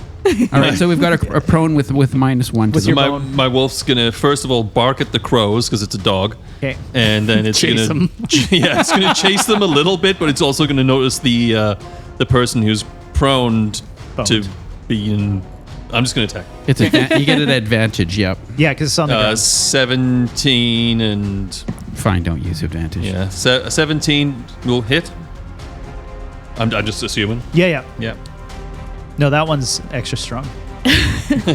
And 6, 7, 8 points of damage. That'll do it. You guys are out of combat. It rips this thing's throat out and worries it. When dogs like worry things, just like Oh no, I'm tosses it so around. worried. I'm so worried about this. Oh, this throat. Oh, And then the dog- and then the- Bastion with and his then the fingers in his dog- mouth still is like, me too. The dog farts out a mage hand, and it just kind of Can I pet it with a mage? Can I pet it with a mage hand? nope. Yeah, one of so these good. corpses was actually a mage in the day, so you can actually just pick that up and start Just petting it with yeah, it's sweet. yeah. It goes and like leans against you and kind of. Nuzzles, nuzzles up against nice, you. Sweet. It's a good I dog. love that. It is a good. It's a good bright green dog. Yeah. You guys are officially out of combat. Phew. Cherie, you. I mean, everybody else would notice that you're not looking too hot, but you've lost 100 soul shards. And I know we're going to get into that currency in a bit here. I don't want to dig into it just yet because you haven't had the opportunity. But that means that you've gone down an ability score, not a modifier. So not the main ones that you go like 2d20 plus or 1d20 plus 2 or whatever. It's the number underneath. Can I ask a question? Yes. I started off with 100 soul charge. Oh, you gained 100. Well, when I first rolled in, you're like, "Hey, Dwayne, here's 100 soul charge. Good for you. Thanks for coming by today." All right. And I'm like, "Oh," and then you're like, "Hey, maybe I should leap off of this thing because everybody else is not going that way." And so I'm at 0 soul charge. Dwayne, Soul you're feeling shards, sassy. like pieces. Give him the shoulders. It's either the sass. Oh, I gotta get something's got to come out of this here. So What do you think, Gavin? What do you think? I think you will be using those. You don't have a choice. No. I'm just asking what you think. So when you fell and made the choice in the death narrative there, you rolled well and gained 100 soul shards, like you said. Yeah. When you threw yourself into the abyss, your soul was essentially torn from you. You basically died again. You would have lost 100 soul shards, but because you were already up 100, you don't lose an ability score point. However, if you had, just so that people understand it and the listeners get it, if that were to happen, you would have gone down an ability score. If your ability score drops too much, it starts affecting your modifiers, right? That's right. Yeah. Yes. So as you, let's call it die in Underworld, you don't necessarily die. It does, we'll get to it if it happens too often. Sure. But as you, air quotes, die, you're going to get weaker and weaker You start and to weaker. suck more. Yeah. Yeah. So I'm just going to go to 0 soul charge. Shards like pieces. Shards. You know, like when you go to fart and Soul shards. Okay. So I'm at 0. You're at 0. And my ability stays the same. Okay. All right. So we've learned a lesson here. We have, as the group of you are standing there, speaking of soul shards, the creatures that have died, there's almost like these particles emerge from their bodies, either under the water where they've fallen or on land where you've killed them. Imagine them like, what are those bugs that glow? glow bugs. That's not what they're called. Fireflies. Fireflies. Glow bugs. You Quite literally. motherfuckers. Quite literally. Fireflies. Sort of like that, but like just the body sinks away and these fireflies materialize in like kind of this bluish sort of turquoise color. And whoever had killed them, and I'm sorry I didn't track this during the combat, so we'll have to remember or listen back or just distribute evenly at this point, but they would take off into the air and just like flutter around and gather around the people who had killed that creature and just like literally get sucked into your body. Like there's nothing you can do about it. And you feel like this bolstering, like you've just consumed that creature's soul shards. All right. So we know how to go up in souls. So two Yes. questions. I killed 3. I'm listening. I killed Is it? 4. Is there like 100-to-1 ratio? So if you lose 100, that's when you lose one of your ability score points? So Or is it not that mathematical? it's a little different, and I'll explain a little more off mic, and we'll Okay. explain it as it comes up in play too, because I don't want to get too mechanic-y right now. But each level is essentially 100 shards. You guys are level 10, so you have 1,000 soul shards in you right now, right? Okay. But if you die, you lose 100, meaning that you're going to go down not a level, but you lose an ability score. You'll never go below level 10. That's just how we count what your threshold is, your max. Okay. But you can also gain soul shards. So like, let's say Dwayne did go down 100 and he killed all these creatures and gained 100 back by consuming their soul shards. He could bring his ability score back up. But there's a ceiling. You can't make yourself stronger by killing a bunch of shit. Right? You can just protect yourself from these moments. It's a buffer or a way to bring yourself back. It is also, and we'll get into this in a minute, but it's also a currency. People trade soul shards here. It's like Tank Girl kind of, but not with water. Yeah. Oh, Tank Girl. Sweet. Tank Girl. It's 9:22. I think we should call it there. Just had a good combat. We've went through the soul shards. Yeah. I think we'll call it done for first session 1 of Underworld. Thanks everybody. That's awesome. I'm Thanks, so Gavin. excited to dig into it. Welcome to Underworld. My dog has dark vision. No, it doesn't. Yeah. Thanks, Gavin. It was a wolf. Adventurers, grab your weapons. But first, kiss your kin.